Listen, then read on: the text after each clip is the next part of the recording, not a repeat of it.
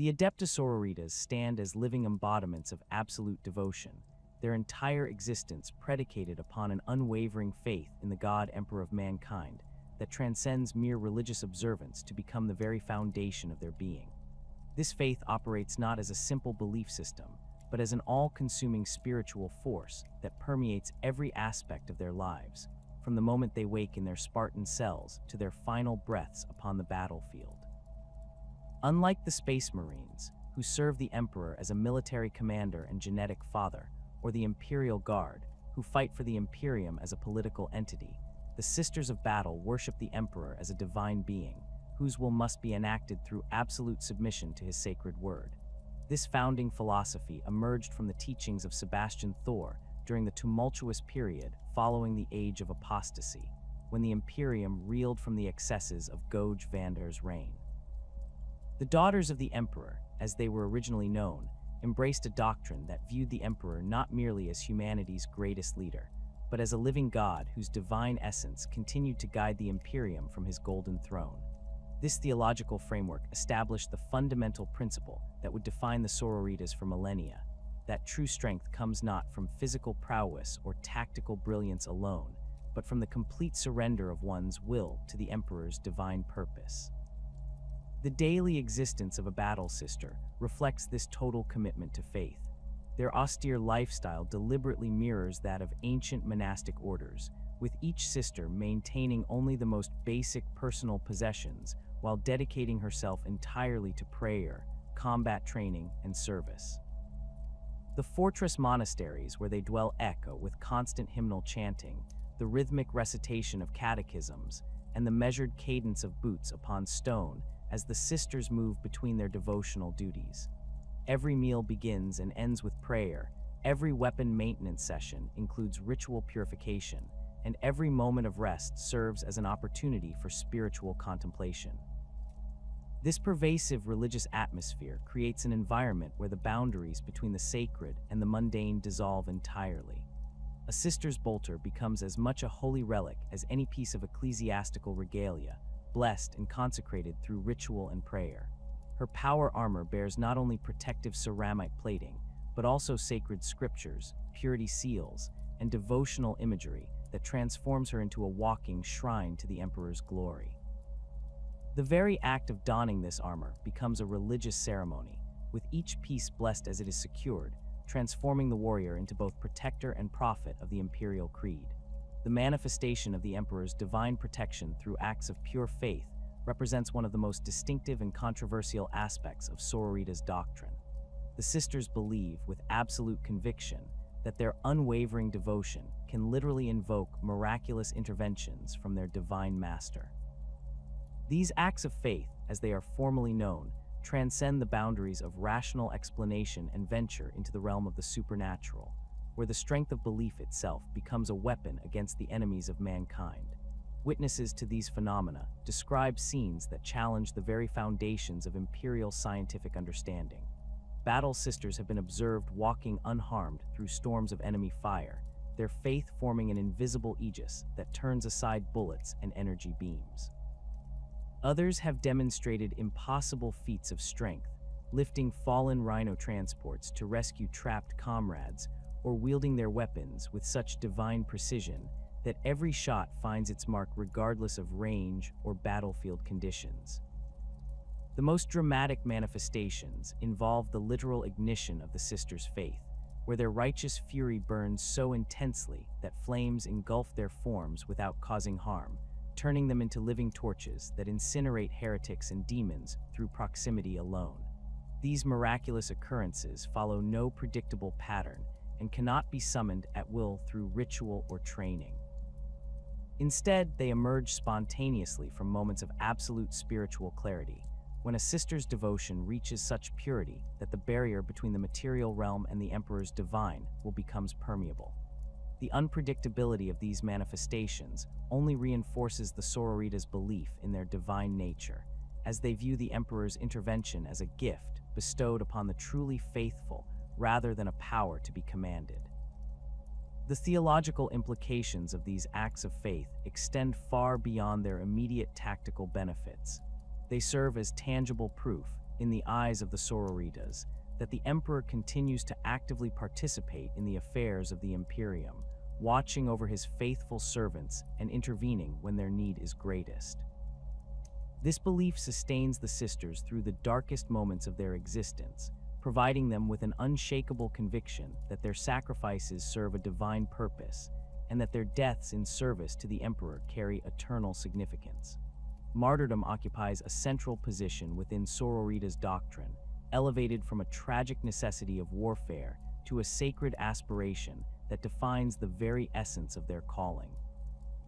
The concept of willing sacrifice for the Emperor's glory permeates every aspect of their training, their prayers, and their battlefield conduct, creating a warrior culture where death in service is not feared, but embraced as the ultimate expression of devotion. This philosophy stems from the fundamental belief that mortal life holds value only insofar as it serves the Emperor's will, and that the transition from earthly service to eternal communion with their divine master represents not loss but transcendence.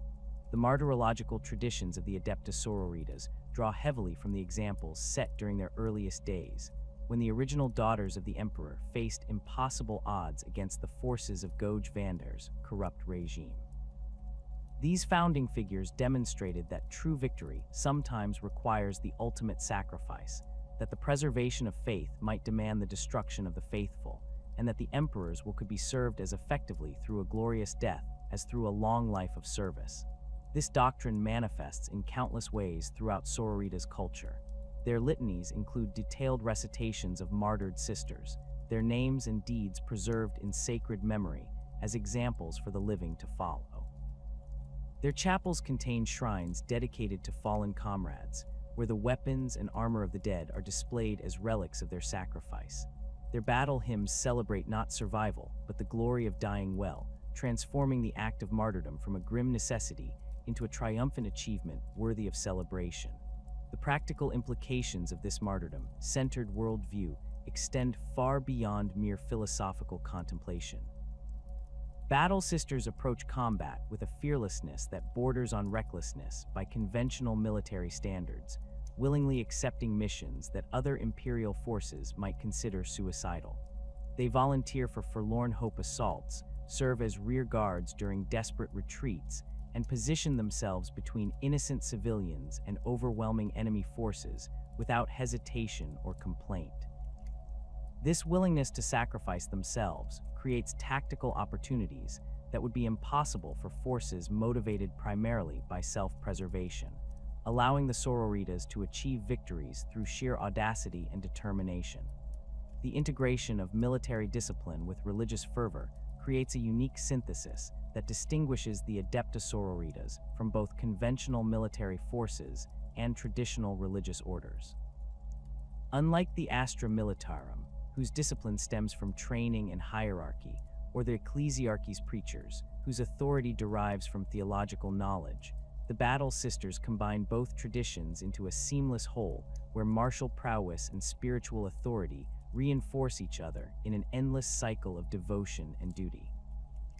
This synthesis begins during the earliest stages of Sororita's recruitment, when young women are selected not only for their physical potential, but for their demonstrated capacity for absolute faith. The training regimens that follow deliberately blur the boundaries between military instruction and religious education, with weapons drills accompanied by theological recitations and tactical exercises framed as spiritual challenges. Novices learn to strip and reassemble their bolters while reciting the litany of devotion, to march in perfect formation while chanting hymns of praise, and to coordinate complex battlefield maneuvers through prayers that serve simultaneously as communication and invocation. The command structure of the Adepta Sororitas reflects this dual nature through the seamless integration of military and ecclesiastical ranks. A canoness commands her forces not merely through tactical expertise, but through her recognized spiritual authority, her orders carrying the weight of divine mandate rather than simple military hierarchy. Her subordinates obey not from fear of punishment, but from genuine belief that her commands represent the emperor's will made manifest through mortal agency. This creates a command dynamic where questioning orders becomes tantamount to questioning faith itself, resulting in levels of unit cohesion and battlefield coordination that exceed even the legendary discipline of the Space Marines. The warrior nun archetype, embodied by the Battle Sisters, represents more than a simple combination of military and religious roles. These women serve as living bridges between the secular and sacred aspects of imperial society, capable of delivering sermons with the same authority they bring to tactical briefings, and conducting religious ceremonies with the precision they apply to military operations. Their presence on the battlefield transforms combat from a purely military endeavor into a religious crusade, where every enemy killed becomes an offering to the Emperor, and every objective secured represents the expansion of his divine domain. This dual role extends beyond the battlefield into the broader imperial community, where Battle Sisters serve as both protectors and spiritual guides for civilian populations. They conduct religious services in war-torn sectors, provide counsel to imperial officials facing difficult decisions, and serve as living examples of the Emperor's power for populations whose faith might otherwise waver in the face of adversity. Their power armor becomes as familiar a sight in cathedral naves as on battlefield frontlines, their hymns as likely to be heard during religious festivals as during combat operations. The theological training that accompanies their military education ensures that every battle sister possesses not only the skills necessary for warfare, but also the knowledge required for ecclesiastical duties. They memorize vast portions of the Imperial Creed, study the lives and teachings of Imperial saints, and develop the rhetorical skills necessary to deliver sermons and conduct religious ceremonies. This education creates warrior theologians capable of defending the faith through both word and deed, equally prepared to refute heretical doctrine through scholarly debate, or to silence heretics through the application of blessed bolt rounds. The transformation of the daughters of the Emperor into the Adepta Sororitas cannot be understood without examining the catastrophic period known as the Age of Apostasy, when the Imperium nearly tore itself apart through the megalomaniacal ambitions of a single man. Goge Vandire's rise to power represented one of the darkest chapters in Imperial history, a time when corruption reached its zenith within the highest echelons of Terra's government and threatened to destroy everything the Emperor had built during the Great Crusade. Vandire's ascension began through seemingly legitimate channels within the administratum, where his bureaucratic efficiency and ruthless elimination of inefficiencies earned him rapid promotion through the ranks. His appointment as master of the administratum placed him in control of the Imperium's vast civilian bureaucracy, a position that granted him unprecedented access to information and resources across countless worlds. However, Vandire's ambitions extended far beyond administrative reform, and he began systematically eliminating rivals while consolidating power under his direct control.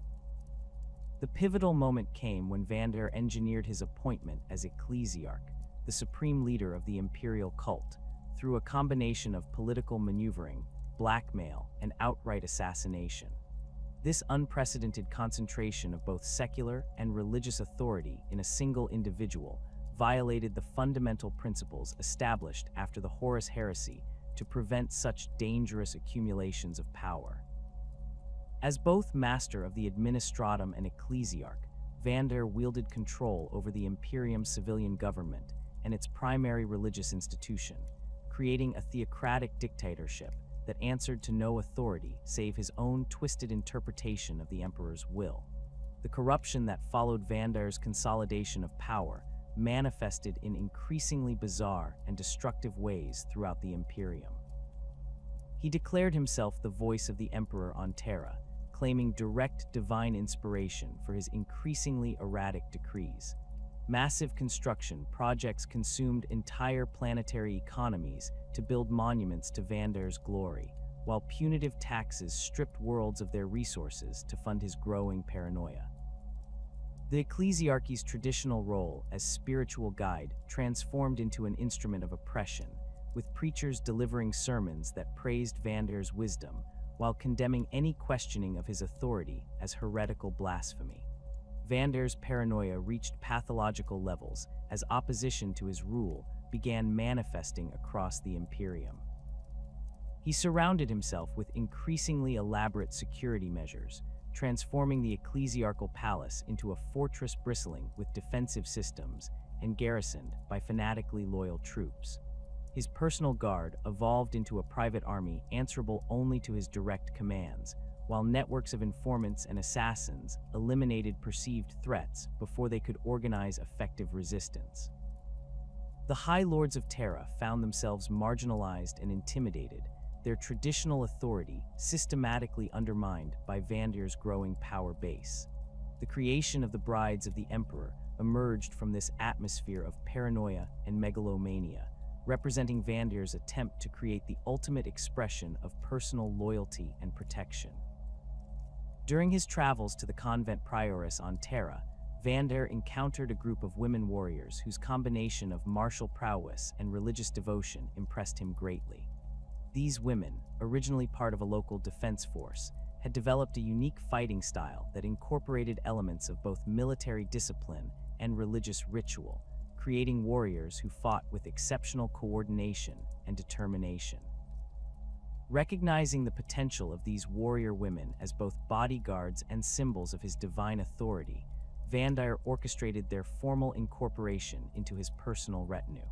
He bestowed upon them the title Brides of the Emperor, deliberately invoking religious imagery that suggested a mystical connection between these warriors and the master of mankind himself. This designation served multiple purposes within Vandire's propaganda apparatus, presenting him as the earthly representative of the Emperor, while positioning the brides as living proof of divine favor for his rule. The Brides of the Emperor underwent intensive training and indoctrination under Vandire's direct supervision, their original religious devotion carefully redirected toward absolute loyalty to their new master. Vandire presented himself as the Emperor's chosen representative, claiming that service to him constituted service to the master of mankind himself. The bride's natural religious fervor made them particularly susceptible to this manipulation, their genuine faith in the Emperor becoming the foundation for their misguided loyalty to his supposed earthly avatar. These warrior women accompanied Vandire throughout his travels across the Imperium, serving as both his personal protection and living symbols of his claimed divine authority. Their distinctive appearance, combining elements of military armor with religious iconography, created a powerful visual representation of Vandire's theocratic rule. They participated in public ceremonies where their presence reinforced Vandire's claims of divine sanction, while their obvious martial competence demonstrated the consequences of opposing his authority. The bride's combat effectiveness proved exceptional during the various conflicts that erupted as resistance to Vandire's rule spread across the Imperium. Their unique fighting style, which incorporated synchronized movements and coordinated attacks reminiscent of religious ceremonies, allowed them to defeat opponents who vastly outnumbered them. Their unwavering loyalty to Vandire made them immune to bribery or persuasion, while their genuine religious conviction gave them a fearlessness that unnerved even experienced Imperial Guard veterans. However, the very faith that made the brides such effective servants of Vandire's regime also contained the seeds of their eventual liberation. Their devotion to the Emperor remained genuine despite their misguided loyalty to Vandire, creating an internal contradiction that would prove decisive when they finally encountered someone who could demonstrate the true nature of their master's corruption. The brides continued to pray to the Emperor, study his teachings, and maintain their religious practices even while serving Vandire's increasingly megalomaniacal agenda. The arrival of Sebastian Thor marked the beginning of the end for Vandire's corrupt reign and the transformation of the brides of the Emperor into something far greater than their creator had ever imagined. Thor, a humble preacher from the backwater world of Dimammer, possessed a charismatic presence and theological knowledge that set him apart from the corrupt ecclesiastics who had flourished under Vandire's patronage. His sermons drew massive crowds across the worlds he visited, his message of spiritual renewal and return to the Emperor's true teachings resonating with populations weary of Vandire's excesses. Thor's growing influence inevitably brought him to Vandire's attention, leading to a confrontation that would reshape the entire structure of imperial religious and military authority. When Thor arrived on Terra to challenge Vandire's authority directly, the corrupt Ecclesiarch ordered his brides to eliminate this troublesome preacher before his message could spread further. However, Thor's profound understanding of imperial theology and his genuine connection to the Emperor's teachings allowed him to accomplish something that no amount of military force had achieved. The theological debate between Thor and the brides of the Emperor became the stuff of legend, though the exact details remained shrouded in religious mystique and conflicting accounts.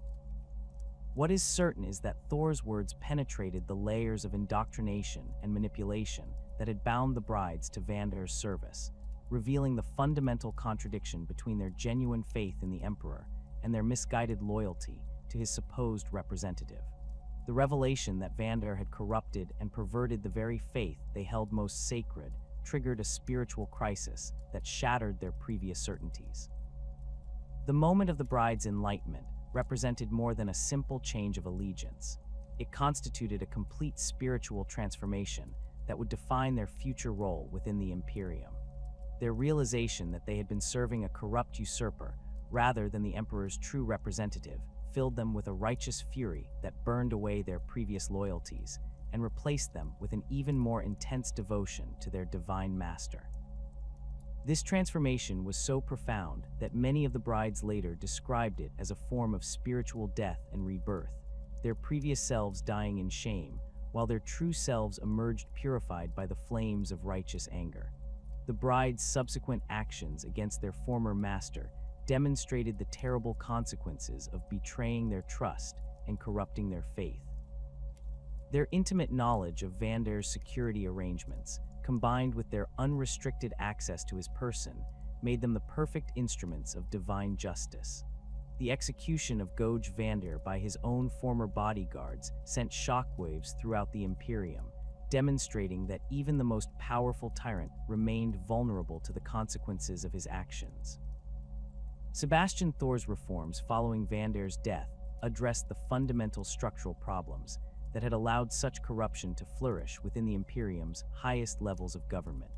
The decree passive formally separated the military and ecclesiastical hierarchies, ensuring that no single individual could again accumulate the dangerous combination of temporal and spiritual authority that had enabled Vandire's rise to power.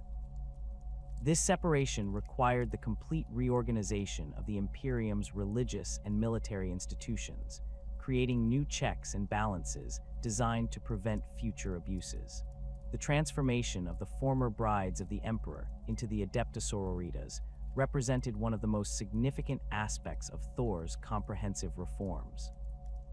Rather than simply disbanding these warrior women or incorporating them into existing military structures, Thor recognized their unique potential as a new type of imperial institution that could serve both military and religious functions without violating the principles of the decree passive. The Adepta Sororitas would answer to the Ecclesiarchy for matters of faith and doctrine, while maintaining their own independent command structure for military operations. The establishment of the Convent Prioress on Terra and the Convent Sanctorum on Ophelia 7 created the twin centers of power that would anchor the Adepta Sororitas throughout their subsequent history. These installations served multiple functions within the new organization, combining fortress monasteries for training and housing the sisters with administrative centers for coordinating their activities across the galaxy. The choice of locations reflected both practical and symbolic considerations, with Terra's significance as the Emperor's throne world balanced by Ophelia 7's position as a major center of imperial faith. The Convent Prioress on Terra occupied a position of particular importance within the new structure, serving as the primary link between the Adepta Sororitas and the broader imperial government. Its location in the heart of the Imperium's capital world ensured that the sisters maintained close ties with both the Ecclesiarchy and the other major imperial institutions, while preserving their operational independence. The convent's massive complex included training facilities capable of producing thousands of battle sisters, armories stocked with the finest weapons and equipment available to Imperial forces, and libraries containing the most comprehensive collections of theological texts outside the Imperial Palace itself. The convent sanctorum on Ophelia 7 represented the Adepta Sororitas' commitment to extending their influence throughout the galaxy rather than concentrating their power on Terra alone. Ophelia 7's status as one of the Imperium's most important shrine worlds made it an ideal location for the sisters' secondary headquarters, while its position in the Segmentum Solar provided strategic access to multiple sectors where the Adepta Sororitas would conduct their operations. The convent sanctorum's facilities rivaled those of its Terran counterpart, creating a redundant command structure that could continue functioning even if one center suffered catastrophic damage. The integration of the Adepta Sororitas into the Ecclesiarchy's military arm required careful negotiation of the complex relationships between different imperial institutions. The sisters needed to maintain their independence from Space Marine command structures while coordinating their activities with other imperial military forces when circumstances required joint operations. This delicate balance was achieved through the creation of formal protocols that define the Adepta Sororitas' areas of responsibility while establishing clear procedures for cooperation with other imperial organizations. The relationship between the Adepta Sororitas and the Space Marines represented one of the most sensitive aspects of this integration process.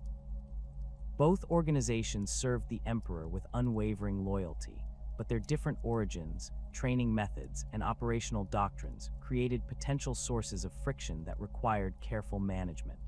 The sisters' religious authority gave them significant influence within the broader imperial community, while the Astartes' genetic enhancement and longer operational experience provided them with tactical advantages in certain combat situations.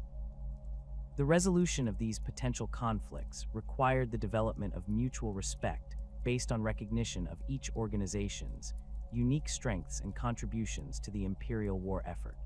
The Adeptus Sororitas emerged from the ashes of the Age of Apostasy not merely as reformed warrior women, but as the militant arm of the Adeptus Ministorum itself, wielding authority that extended far beyond simple battlefield prowess. Their transformation into the Ecclesiarchy's primary military force represented a fundamental shift in how the imperial cult projected its power throughout the galaxy, creating an organization that could enforce religious orthodoxy through both theological argument and bolt shell when circumstances demanded such intervention. This role positioned the Battle Sisters as the ultimate arbiters of faith within the Imperium, their power, armor, and blessed weapons serving as visible reminders that heresy would not be tolerated regardless of the perpetrator's rank or station. The sisters' authority to investigate and purge heretical elements within the Ecclesiarchy itself stemmed directly from their unique position outside the traditional clerical hierarchy, while remaining intrinsically connected to the imperial cult's doctrinal foundations. Sebastian Thor's reforms had deliberately created this paradox, recognizing that the corruption which had enabled Goge Vandire's rise to power could only be prevented through the establishment of an internal watchdog organization with the independence necessary to challenge even the highest-ranking ecclesiastical authorities. The Adepta Sororitas thus became both servants and guardians of the Adeptus Ministorum, their loyalty to the Emperor superseding any obligation to mortal religious leaders who might stray from the path of righteousness. This investigative authority manifested through a complex network of informants, observers, and active agents embedded throughout the Ecclesiarchy's vast institutional structure. Battle Sisters serving in seemingly routine ceremonial roles at major cathedrals maintained careful watch over the conduct of local clergy, noting deviations from orthodox doctrine or suspicious accumulations of wealth and power.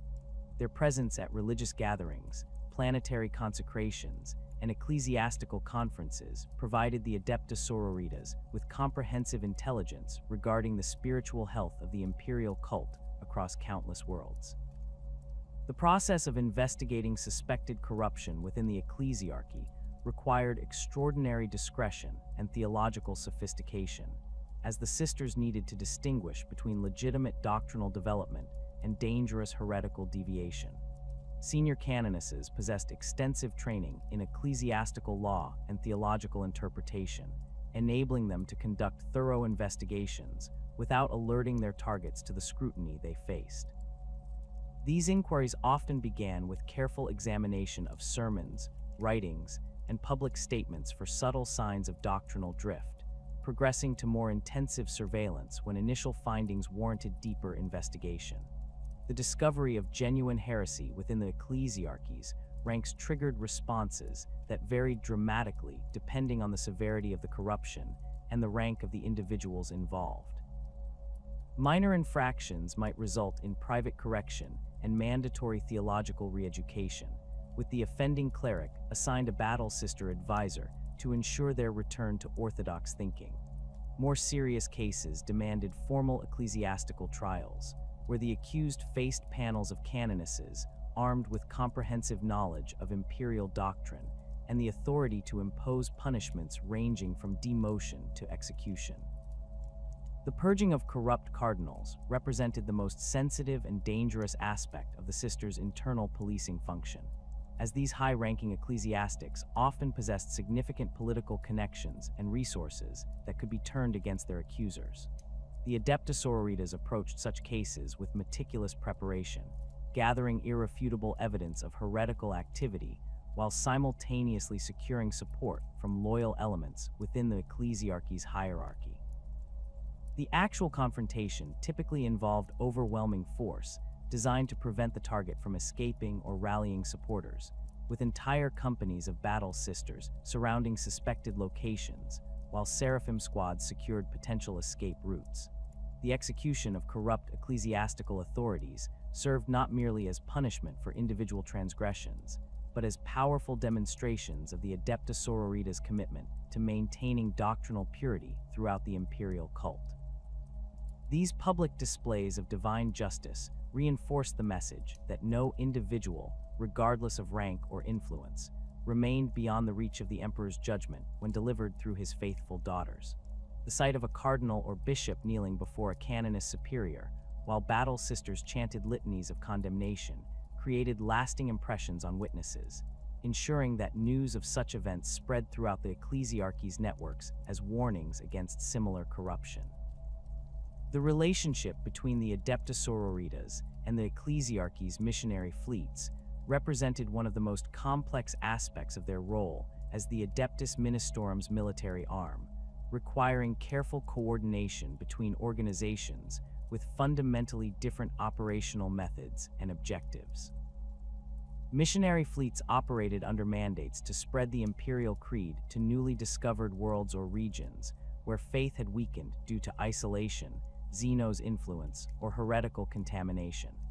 These expeditions typically included hundreds of preachers, confessors, and support personnel aboard massive cathedral ships equipped with everything necessary to establish permanent imperial cult presence on target worlds. The integration of battle sisters into missionary operations transformed these expeditions from purely evangelical endeavors into formidable military campaigns capable of enforcing conversion through both persuasion and violence.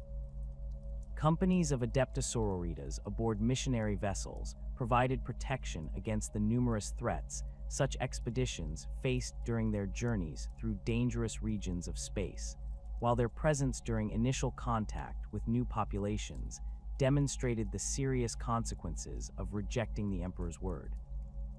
The sisters' distinctive power armor and ceremonial weapons created powerful visual impressions on primitive populations, their appearance reinforcing missionary sermons about the Emperor's divine power and the benefits of accepting his protection. The establishment of shrine worlds represented another crucial intersection between the Adepta Sororitas and broader ecclesiarchy operations, as these sacred locations required constant protection from both external threats and internal corruption. Shrine worlds served as focal points for imperial faith throughout their respective sectors, their massive cathedral complexes, holy relics, and pilgrimage sites drawing millions of faithful visitors annually. The economic and spiritual significance of these worlds made them prime targets for heretical cults, xenos raiders, and chaos incursions, necessitating permanent battle sister garrisons capable of responding to threats ranging from subtle infiltration to open warfare. The defense of shrine worlds required the Adepta Sororitas to maintain delicate relationships with local Imperial Guard regiments, planetary defense forces, and civilian authorities, while preserving their primary loyalty to the Ecclesiarchy's interests. Battle sisters stationed on these worlds often found themselves serving multiple roles simultaneously, conducting regular patrols through pilgrimage routes while participating in religious ceremonies, investigating reports of heretical activity while coordinating with military commanders, and maintaining their own training regimens while supervising the spiritual education of local populations. Cathedral complexes throughout the Imperium served as regional headquarters for Ecclesiarchy operations, their massive structures housing everything from theological libraries to weapons manufactorums capable of producing specialized equipment for battle sister forces. These installations required sophisticated security arrangements that balanced accessibility for legitimate religious activities with protection against infiltration by hostile elements. The Adepta Sororitas maintained permanent detachments at major cathedral complexes, their presence ensuring that these vital centers of imperial faith remained secure while providing rapid response capabilities for threats throughout the surrounding region. The relationship between battle sisters and cathedral complexes extended beyond simple security arrangements to encompass their role as living symbols of the Emperor's power and protection. Their participation in major religious ceremonies transformed routine observances into powerful demonstrations of imperial might, their synchronized movements during processionals, and their thunderous voices during hymnal responses, creating atmospheric effects that reinforced the spiritual impact of these gatherings. The sight of fully armored battle sisters kneeling in prayer before sacred altars provided powerful visual metaphors for the proper relationship between martial strength and religious devotion. The balance between serving the Ecclesiarch's will while maintaining their own interpretation of the Emperor's divine mandate represented perhaps the most challenging aspect of the Adepta Sororita's institutional existence, requiring constant navigation of potentially conflicting loyalties and obligations. The Ecclesiarch, as the supreme leader of the imperial cult, possessed theoretical authority over all aspects of the Adeptus Ministerum's operations, including the deployment and activities of battle sister forces. However, the sisters' unique origins and their direct connection to the Emperor's divine will create a parallel source of authority that could potentially conflict with earthly ecclesiastical commands. This tension manifested most clearly during periods when the Ecclesiarch's policies or decisions appeared to conflict with fundamental principles of imperial doctrine, or when political considerations seemed to override genuine religious concerns.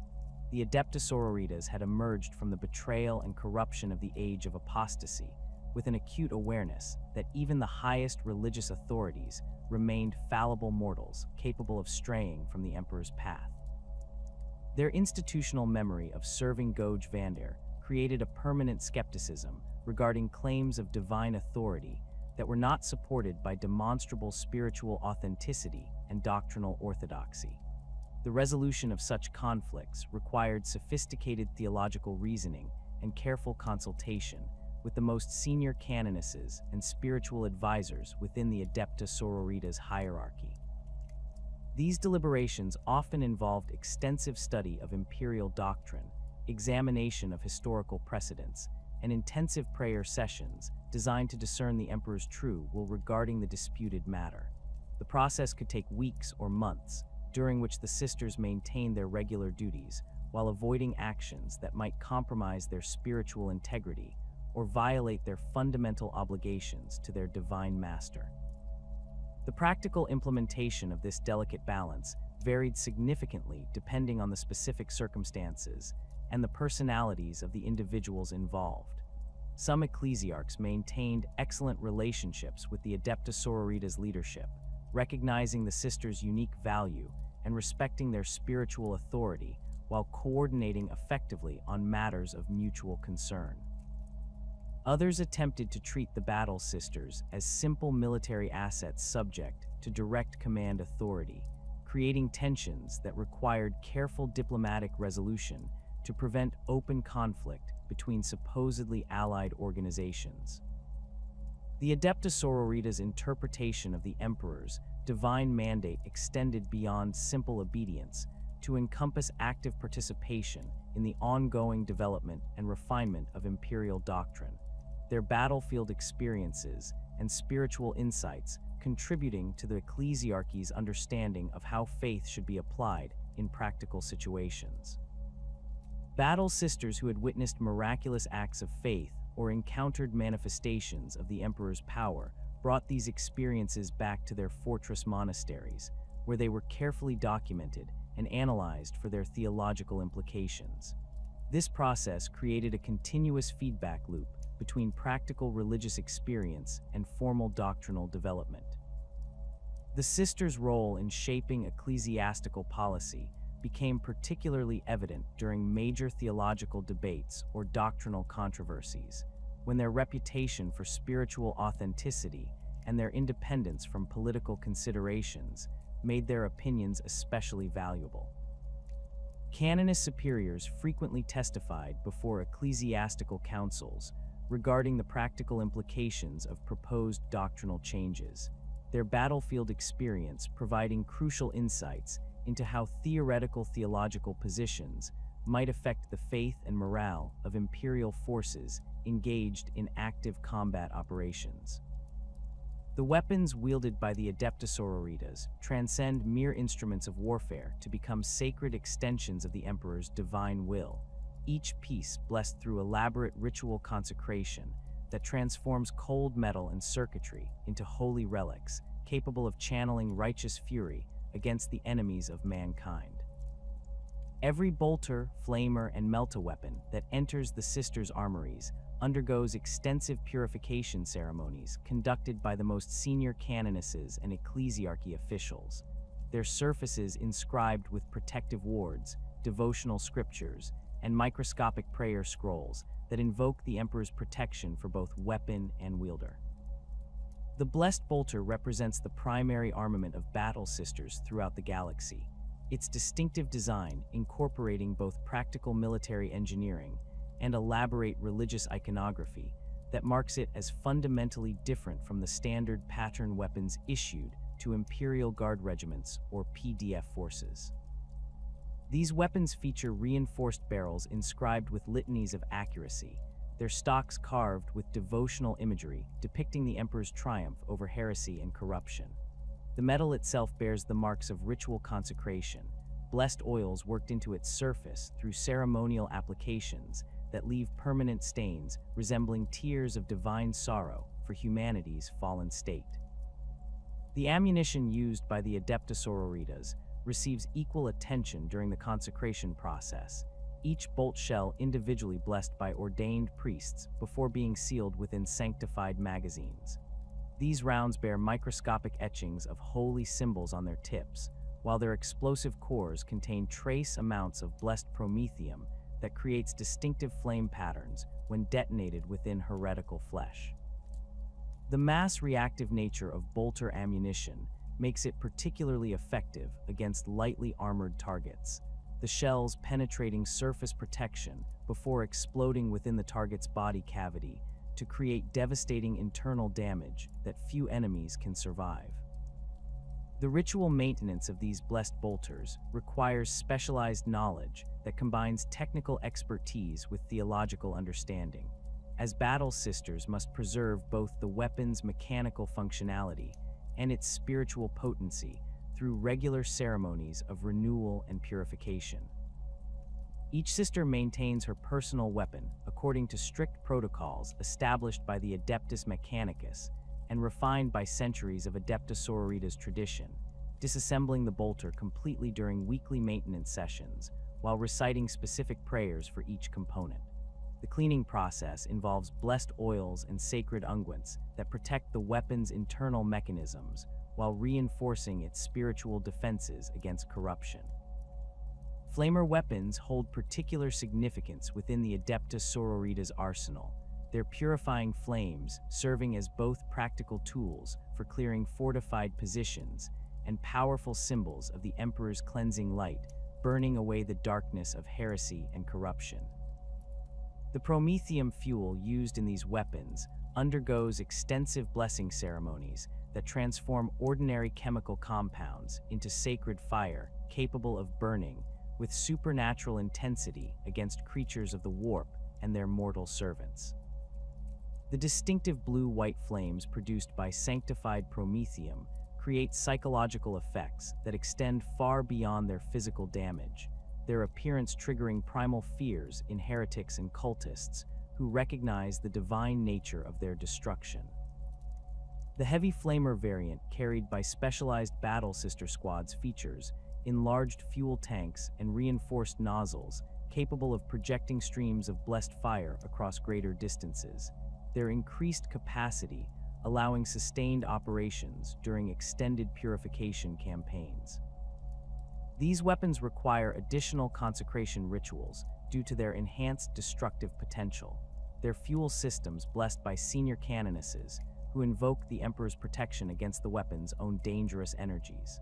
The weight and bulk of heavy flamers necessitates specialized training regimens that prepare battle sisters for the unique challenges of wielding these devastating weapons while maintaining the mobility and coordination essential to their combat doctrine. Hand flamers serve as secondary weapons for battle sisters operating in close-quarters environments where full-sized flamers might prove unwieldy, or where the tactical situation requires rapid transitions between ranged and melee combat. These compact weapons sacrifice range and fuel capacity for improved maneuverability, their shortened barrels, and reduced weight allowing battle sisters to wield them single-handed while maintaining their primary weapons or engaging in hand-to-hand combat. The blessed promethium used in hand flamers burns with particular intensity due to its concentrated nature, creating brief but devastating bursts of purifying flame that can clear corridors or eliminate clusters of weak enemies. Meltagun technology represents the pinnacle of Imperial thermal weaponry, its focused energy beams capable of reducing even the heaviest armor to molten slag within seconds of sustained fire. The Adeptus Sororitas employs these weapons primarily against heavily armored targets that resist conventional bolter fire, their devastating effectiveness against power armor, vehicle hulls, and fortified positions, making them invaluable during siege operations or battles against well-equipped heretical forces. The complex mechanisms required to generate and focus melta energy demand extensive maintenance and specialized training, limiting their deployment to veteran battle sisters who have demonstrated both technical competence and spiritual purity. The consecration rituals for meltaguns involve particularly elaborate ceremonies due to the weapon's ability to channel energies that approach the intensity of stellar fusion, their destructive potential requiring additional spiritual safeguards to prevent corruption or malfunction during critical moments. Senior tech priests from the Adeptus Mechanicus participate in these blessing ceremonies, their technical expertise combining with Ecclesiarchy theological knowledge to create weapons that function as both technological marvels and sacred instruments of divine judgment. The distinctive whine of charging melta coils creates an auditory signature that strikes fear into enemy forces while inspiring confidence in nearby battle sisters. Multi-meltas extend the basic melta weapon concept to create devastating heavy weapons capable of engaging multiple targets or penetrating the thickest armor through sustained fire, their twin barrels allowing rapid successive shots that can breach fortress walls or destroy entire vehicle squadrons. These weapons require specialized mounting systems and power sources that limit their deployment to static defensive positions or heavy weapon teams with dedicated support personnel. The thermal output generated by multi-melta firing cycles creates distinctive heat signatures that make their positions easily identifiable to enemy forces, requiring careful tactical deployment and rapid repositioning after engagement. The Immolator tank represents one of the most distinctive vehicles in the Adepta Sororitas arsenal. Its twin-linked heavy flamers, capable of projecting devastating streams of blessed fire across wide areas, while its armored hull provides protection for the battle sisters operating within. The vehicle's design incorporates numerous religious elements that distinguish it from standard Imperial Guard armor, including external shrine compartments, devotional banners, and loudspeaker systems for broadcasting hymns and battle prayers during combat operations. The twin-linked heavy flamer turret allows sustained fire against multiple targets while reducing the likelihood of weapon malfunction during extended engagements. The Immolator's fuel systems contain massive reserves of blessed promethium stored in sanctified tanks that undergo regular consecration ceremonies to maintain their spiritual potency. The sacred nature of this fuel requiring specialized handling procedures that prevent contamination or degradation. The vehicle's crew compartment includes facilities for conducting brief religious services during lulls in combat, allowing embarked battle sisters to maintain their spiritual focus while preparing for the next phase of operations. The distinctive sound of the Immolator's engines combines with the roar of its flamers to create an unmistakable audio signature that announces the arrival of the Emperor's judgment.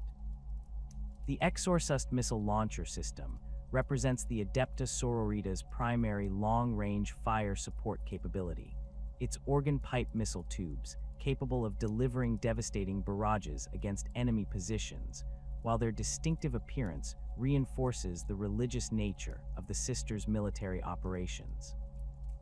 The vehicle's design deliberately evokes the pipe organs found in imperial cathedrals, their vertical launch tubes arranged in configurations that mirror musical instruments, while serving the decidedly non-musical purpose of delivering explosive death to the Emperor's enemies.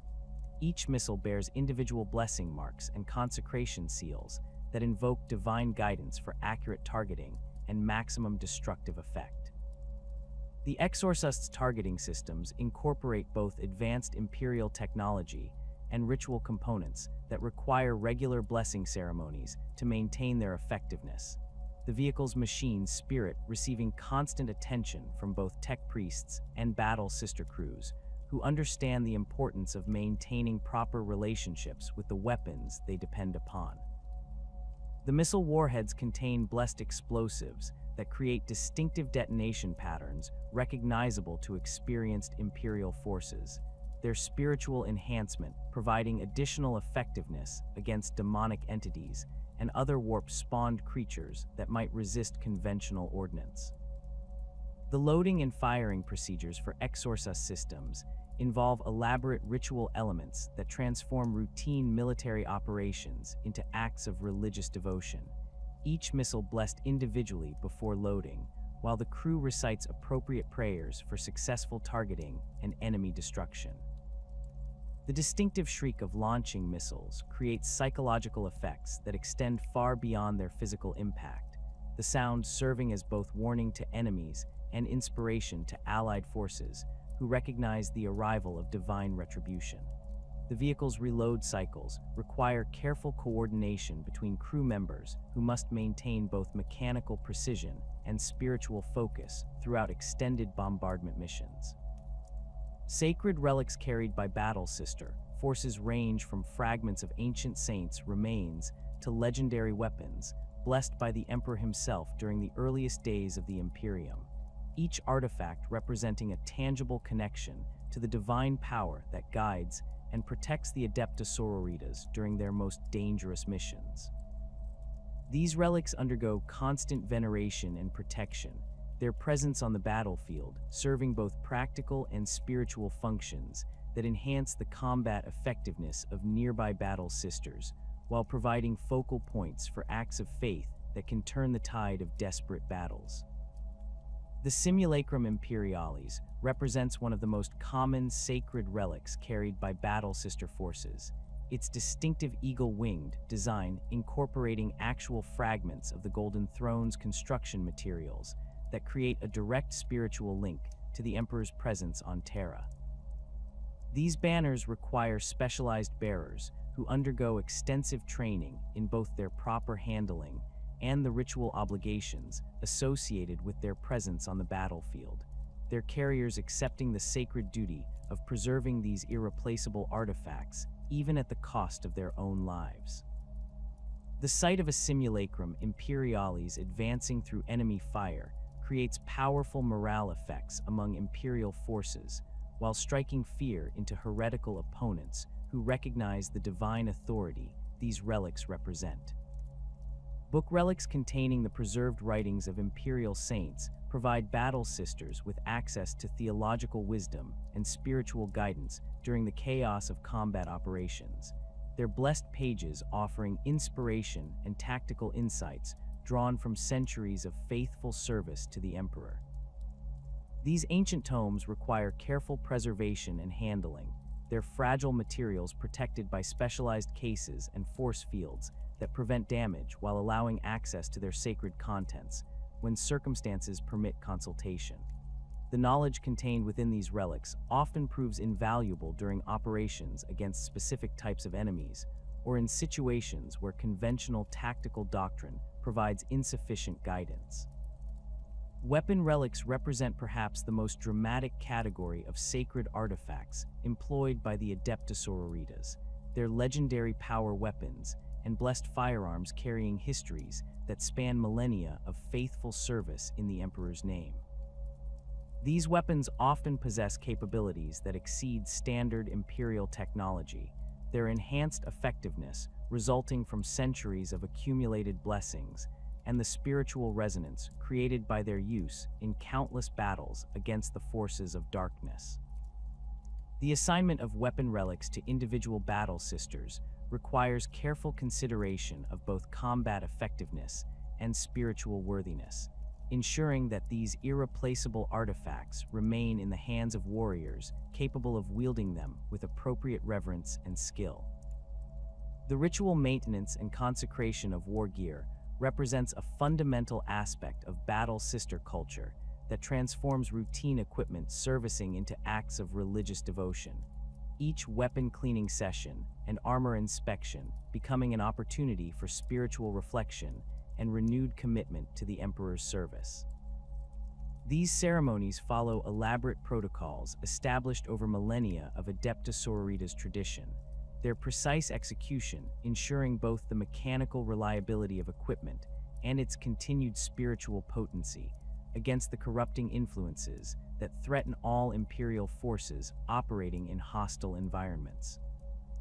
The daily weapon maintenance rituals begin before dawn in fortress monasteries throughout the galaxy, battle sisters gathering in armory chambers where they disassemble their personal weapons while reciting litanies specific to each component and system.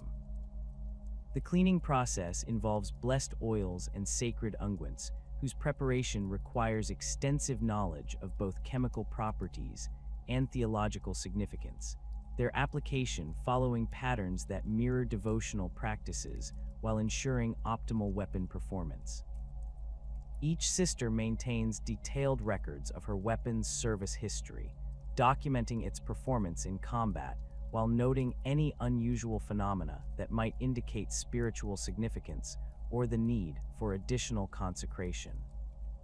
The consecration of new equipment involves elaborate ceremonies that can last for days or weeks, depending on the complexity and importance of the items being blessed, major weapon systems, requiring the participation of senior canonesses and visiting Ecclesiarchy officials, who possess the authority to invoke the most powerful protective wards and enhancement rituals.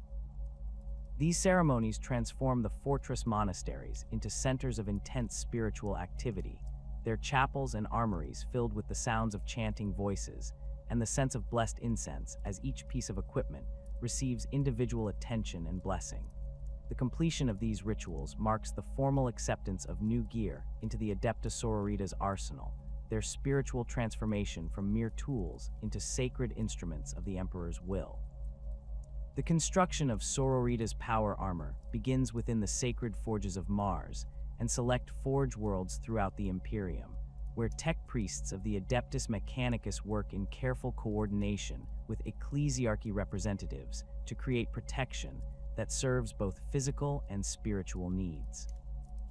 Unlike the mass-produced carapace armor issued to Imperial Guard stormtroopers or the standardized patterns used by planetary defense forces, each suit of Sororita's power armor receives individual attention from the moment its first ceramite plates are cast in blessed foundries. The adamantium framework that forms the armor's skeleton undergoes ritual purification in sacred oils, while tech priests chant binary hymns, their mechanical voices blending with the prayers of attending battle sisters who will eventually don these protective shells. The ceramite plating that provides the armor's primary protection incorporates blessed materials gathered from shrine worlds across the galaxy, microscopic fragments of saints' relics ground into powder and mixed with the ceramic compounds during the firing process. This spiritual enhancement creates armor plates that possess subtle resistance to warp-based attacks and demonic weapons, their blessed nature providing additional protection beyond what purely technological defenses could achieve.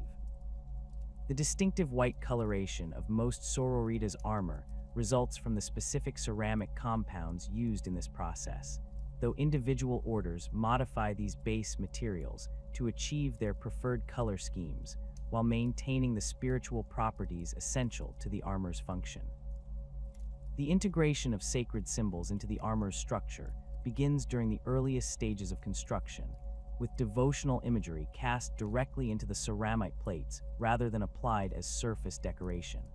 Aquila symbols, fleur-de-lis patterns, and scriptural passages become integral parts of the armor's protective matrix, their raised surfaces providing both spiritual significance and practical benefits by deflecting glancing blows away from vital areas. The placement of these symbols follows ancient patterns established during the earliest days of the Adepta Sororitas, their positioning designed to create overlapping fields of spiritual protection that reinforce the armor's physical defenses. Purity seals represent one of the most distinctive features of Sororita's power armor. These wax-sealed parchment strips bearing prayers, oath marks, and blessing inscriptions that accumulate throughout a battle sister's career. Each seal commemorates a specific achievement, blessing, or spiritual milestone, creating a visual record of the wearer's devotion and service history that can be read by experienced observers. The wax used to create these seals contains blessed materials that help maintain their integrity even under extreme combat conditions, while the parchments themselves bear microscopic scriptural text written in blessed inks that invoke continued protection for the armor's wearer. The application of purity seals follows strict protocols that govern their placement, content, and spiritual significance, with senior canonesses maintaining detailed records of which battle sisters have earned the right to bear specific types of seals. Combat honors, acts of particular devotion, successful completion of dangerous missions, and demonstrations of exceptional faith all merit different categories of purity seals, their accumulation serving as a visible measure of a battle sister's spiritual development and combat experience. The most veteran warriors carry dozens of these sacred markers, their armor transformed into mobile shrines that inspire nearby allies while demonstrating the wearer's proven dedication to the Emperor's service.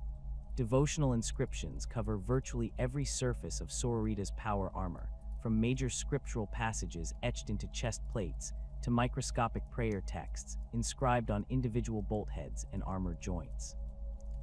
These inscriptions serve multiple purposes within the armor's overall design philosophy, providing spiritual protection through constant invocation of the Emperor's name, while creating psychological effects that reinforce the wearer's faith during combat stress. The text selection for these inscriptions requires extensive theological knowledge, with different passages chosen for specific armor locations based on their spiritual significance and protective properties. The shoulder plates of Sororita's armor typically bear the largest and most prominent inscriptions, their curved surfaces providing ideal canvases for major devotional texts that can be read by allies and enemies alike during combat operations. These passages often include excerpts from the Imperial Creed, quotations from revered saints, or personal oath marks specific to the individual battle sister wearing the armor. The visibility of shoulder inscriptions serves tactical purposes by allowing rapid identification of unit affiliations and command structures, while reinforcing the religious nature of Sororita's military operations through constant display of sacred text. The helmet design of Sororita's power armor represents perhaps the most distinctive visual element that separates it from Astartes' patterns, incorporating feminine facial features and elaborate decorative elements that transform functional protection into works of devotional art. The faceplates feature sculpted cheekbones, defined lip lines, and eye socket configurations that maintain the wearer's feminine identity while providing comprehensive ballistic protection. These aesthetic choices reflect the Adepta Sororitas' rejection of the anonymous, uniform appearance favored by Space Marine forces, instead emphasizing the individual humanity of each battle sister beneath her armor. The helmet's breathing apparatus incorporates vox grills designed to enhance the projection of hymns and battle prayers during combat operations, their acoustic properties allowing battle sister voices to carry across battlefield din while maintaining clarity and emotional impact. Internal speakers can amplify these vocalizations to create overwhelming psychological effects on enemy forces, the combined voices of an entire battle sister squad creating thunderous choruses that shake enemy morale while inspiring nearby Imperial forces. The helmet's internal systems include specialized filters that protect against chemical weapons and toxic atmospheres while preserving the wearer's ability to taste blessed oils and sacred incense during battlefield ceremonies. The gorget area receives particular attention during armor construction, its position protecting the vulnerable neck region while providing space for elaborate decorative elements that reinforce the armor's religious significance. Many gorgets feature miniature shrine compartments containing sacred relics or blessed oils, their presence providing additional spiritual protection while creating focal points for personal devotion during quiet moments between combat operations. The gorget's design often incorporates chain elements that echo the chainmail worn by ancient knights, creating visual connections to historical traditions of religious warfare that predate the Imperium's founding. The torso armor of Sororita's power suits features distinctive breastplate configurations that accommodate feminine physiology while maintaining maximum protective coverage. The sculpted ceramite providing both functional protection and symbolic representation of the battle sister's identity as a woman warrior in the Emperor's service.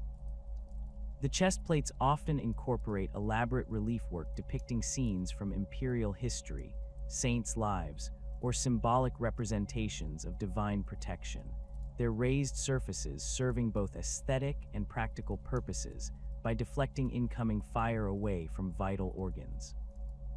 The backpack power source that drives Sororita's armor systems receives extensive blessing and consecration, its fusion reactor core blessed by senior tech priests, while canonesses invoke protective wards against mechanical failure and spiritual corruption.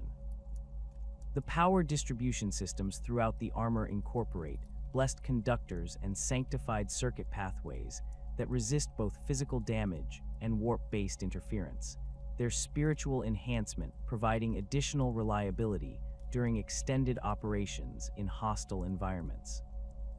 The distinctive humming sound produced by active Sororita's power armor results from these blessed components, their harmonic frequencies creating subtle psychological effects that calm the wearer while unsettling enemies. The articulation systems that provide mobility within Sororita's power armor represent masterworks of Imperial engineering, their servo motors and joint assemblies calibrated to accommodate the specific movement patterns and combat techniques favored by battle sister forces. Unlike Astartes' armor, which prioritizes raw strength enhancement, Sororita's systems emphasize grace, precision, and coordinated movement that supports their distinctive fighting style. The armor's response characteristics allow battle sisters to perform complex ceremonial movements during religious observances while maintaining full combat effectiveness when situations demand rapid transitions to warfare. The gauntlet design incorporates both practical weapon interface systems and symbolic elements that reinforce the wearer's role as an instrument of divine will. their fingertip sensors allowing precise manipulation of blessed weapons and sacred artifacts while maintaining full environmental protection. The palm areas often feature embedded aquila symbols or other devotional imagery that becomes visible when the wearer raises her hands in prayer or blessing gestures, creating powerful visual effects during religious ceremonies. Internal haptic feedback systems provide enhanced tactile sensation that allows battle sisters to perform delicate tasks while fully armored, from handling ancient manuscripts to administering medical aid to wounded allies. The leg armor incorporates knee guards decorated with devotional imagery and shin plates that often bear personal heraldry or unit identification marks, their design balancing protection with mobility requirements essential to Sororita's combat doctrine. The boots feature reinforced soles capable of withstanding extreme temperatures and corrosive environments while maintaining the grip necessary for rapid movement across varied terrain types. Magnetic clamps and climbing aids built into the boot systems allow battle sisters to operate in zero-gravity environments or scale vertical surfaces during urban combat operations. Specialized armor variants within the Adepta Sororitas arsenal address specific battlefield roles and operational requirements that extend beyond the capabilities of standard power armor configurations. The Paragon Warsuit represents the pinnacle of Sororita's armor technology, its massive frame providing protection and firepower that rivals Space Marine Terminator armor while maintaining the distinctive aesthetic and spiritual elements that mark it as uniquely Sororita's equipment. These towering mechanical suits stand nearly twice the height of standard power armor, their enlarged frames accommodating devastating weapon systems and enhanced protection that allows single operators to engage multiple enemies simultaneously. The construction of Paragon warsuits requires extensive collaboration between the most skilled tech priests and senior canonesses, their complex systems demanding both technical expertise and spiritual oversight throughout the manufacturing process. Each suit represents months of careful work, its components individually blessed and consecrated before assembly, while the completed system undergoes extensive testing and ritual preparation before deployment. The machine spirit that governs each warsuit systems receives particular attention during these preparations, its artificial consciousness blessed and programmed with devotional routines that ensure loyalty and effectiveness in combat. The weapon systems integrated into Paragon warsuits include twin-linked heavy bolters, multi-meltas, and specialized flamers that project blessed promethium across devastating areas of effect, their combined firepower capable of eliminating entire enemy squads or penetrating the heaviest armor encountered on Imperial battlefields. The suit's targeting systems incorporate both advanced Imperial technology and blessed components that invoke divine guidance for accurate fire, their machine spirits trained to recognize heretical targets and prioritize threats according to their spiritual as well as tactical significance. The pilot interface systems within Paragon warsuits create intimate connections between the operator and her mechanical mount, neural link cables allowing direct control of weapon systems, while haptic feedback provides sensory information about the suit's condition and surrounding environment. The pilot's compartment includes facilities for brief religious observances during lulls in combat, allowing the operator to maintain spiritual focus while managing the complex systems under her control. The experience of operating a Paragon warsuit is often described as transformative, the enhanced capabilities and towering perspective creating feelings of divine empowerment that reinforce the pilot's connection to the Emperor's will. The ritual significance of donning Sororita's power armor extends far beyond simple equipment preparation to encompass a spiritual transformation that prepares the wearer for her role as an instrument of divine judgment. The armoring ceremony begins hours before deployment, with the battle sister undergoing purification rituals that cleanse both body and spirit in preparation for the sacred act of assuming her protective shell. Blessed oils anoint her skin, while prayers invoke the Emperor's protection and guidance, the entire process serving to align her spiritual state with the sacred nature of the armor she will wear. Each piece of armor receives individual blessing as it is fitted to the wearer's body. Senior battle sisters, or attending canonesses, reciting specific prayers for each component while applying sacred oils and incense to the connection points between armor and flesh. The process follows ancient protocols established during the earliest days of the Adepta Sororitas, their precise execution ensuring both proper armor function and spiritual preparation for the trials ahead.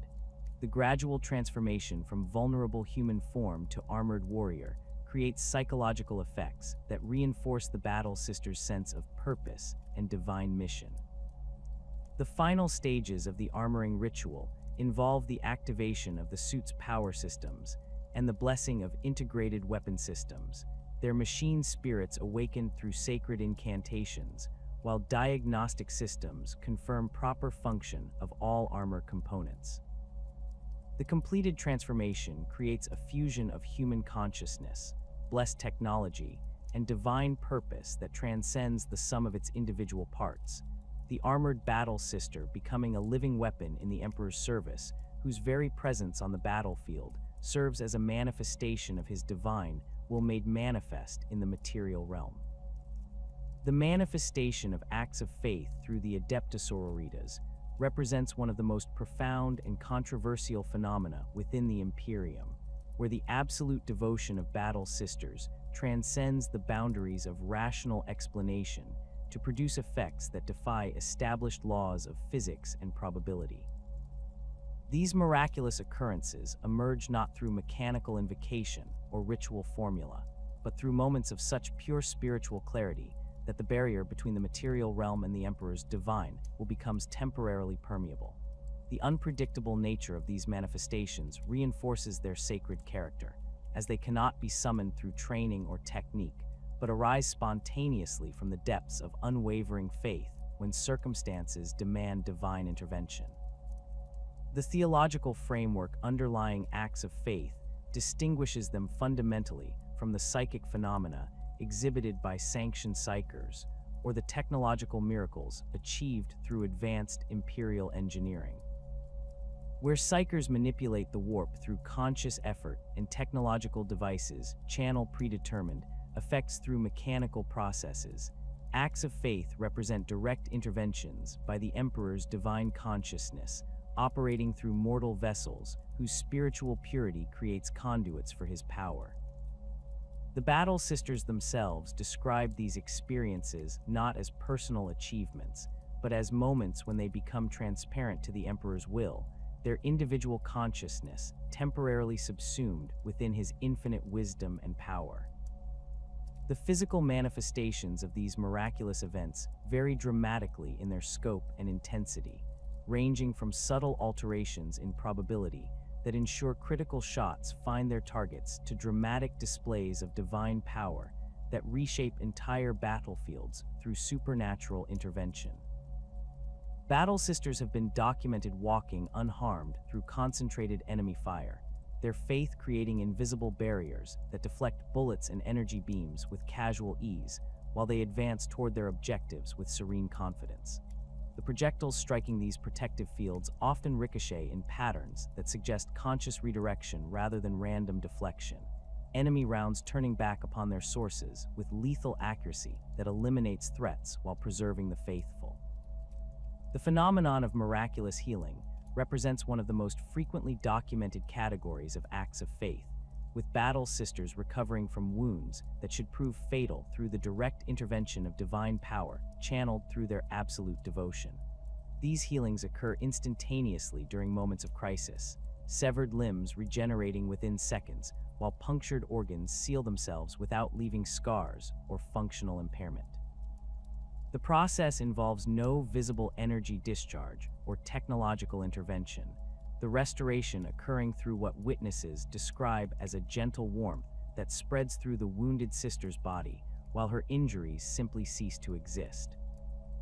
The accuracy enhancements that accompany certain acts of faith transform ordinary battle sisters into instruments of supernatural precision, their blessed weapons finding targets with consistency that exceeds statistical possibility, even when firing under impossible conditions.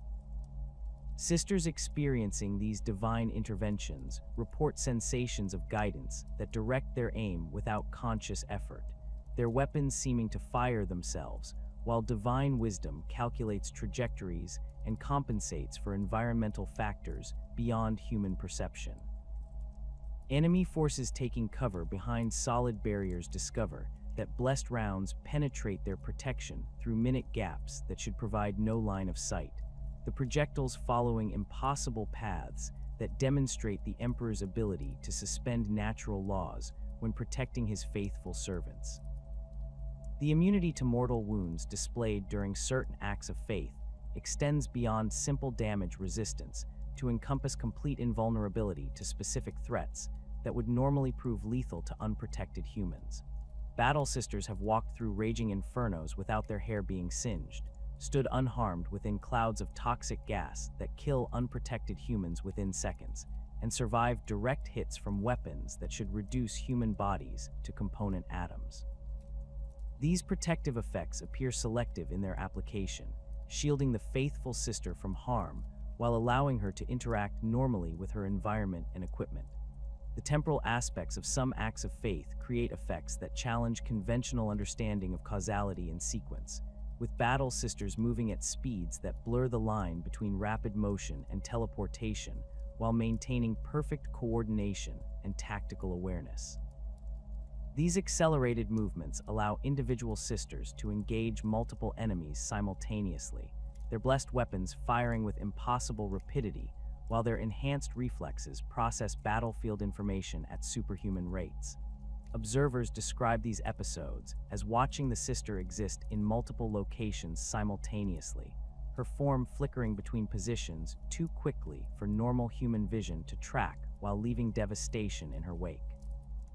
The theological debate within the Ecclesiarchy regarding the true nature of these miraculous manifestations has raged for millennia without reaching definitive conclusions, creating factions within the Imperial cult that interpret the same phenomena through radically different doctrinal frameworks.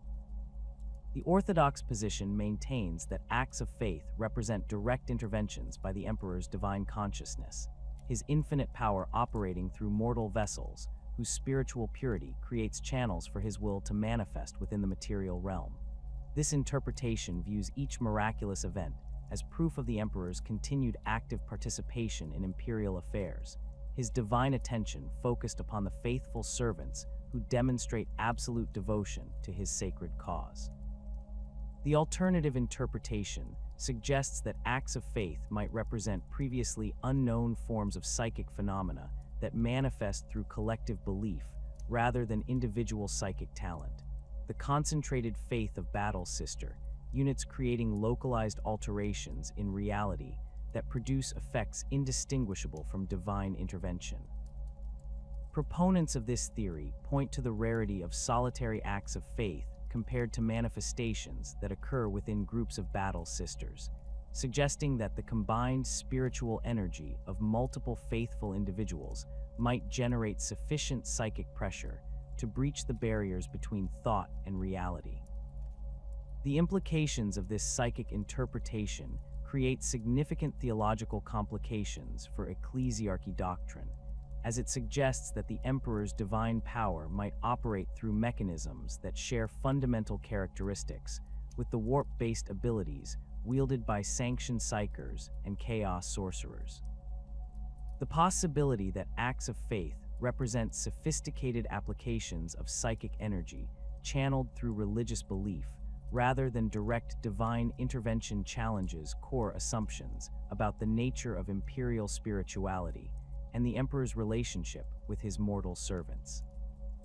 The debate intensifies when examining the documented instances where acts of faith have manifested in the presence of psychic nulls or within areas affected by anti-psychic fields, phenomena that should theoretically prevent any warp-based effects from occurring. These cases provide strong evidence for the Orthodox interpretation while creating significant problems for theories that attempt to explain miraculous events through conventional psychic mechanisms. The ability of acts of faith to function normally in environments that suppress psychic activity suggests that they operate through channels that exist independently of the warp and its associated phenomena. The role of canonist leadership in inspiring and channeling miraculous events during critical moments represents one of the most crucial aspects of how acts of faith manifest within battle sister forces. Their spiritual authority and demonstrated devotion, creating focal points around which divine power can coalesce and direct itself toward tactical objectives. Senior canonesses possess intuitive understanding of the spiritual dynamics that precede miraculous manifestations, their battlefield experience teaching them to recognize the subtle signs that indicate when conditions favor divine intervention.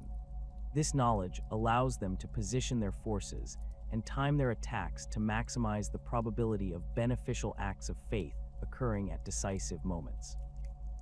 The inspirational effect of canonist presence during combat operations extends beyond simple morale enhancement to encompass active cultivation of the spiritual states that facilitate miraculous events, their voices raised in prayer and exhortation, creating atmospheric conditions that encourage divine attention and intervention.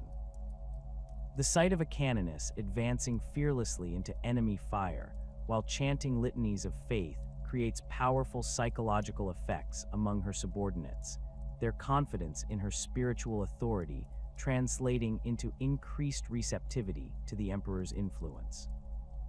The canoness herself often serves as the primary conduit through which divine power flows to her troops, her enhanced spiritual capacity allowing her to channel miraculous effects that benefit entire units rather than individual battle sisters.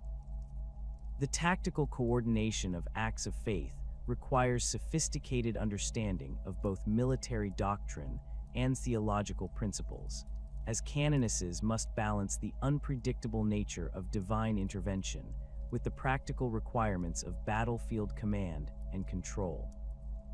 The inability to guarantee miraculous events creates planning challenges that conventional military leaders never face, forcing canonist commanders to develop flexible tactical doctrines that can adapt to both the presence and absence of supernatural support. Successful canonesses learn to create multiple contingency plans that account for different levels of divine intervention while maintaining the spiritual focus necessary to encourage miraculous manifestations.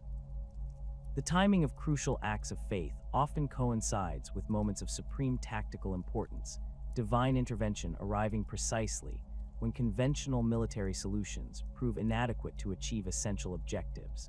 These perfectly timed manifestations suggest conscious intelligence directing the Emperor's power rather than random supernatural events, the divine will operating with strategic awareness that encompasses entire campaign objectives rather than individual battle outcomes.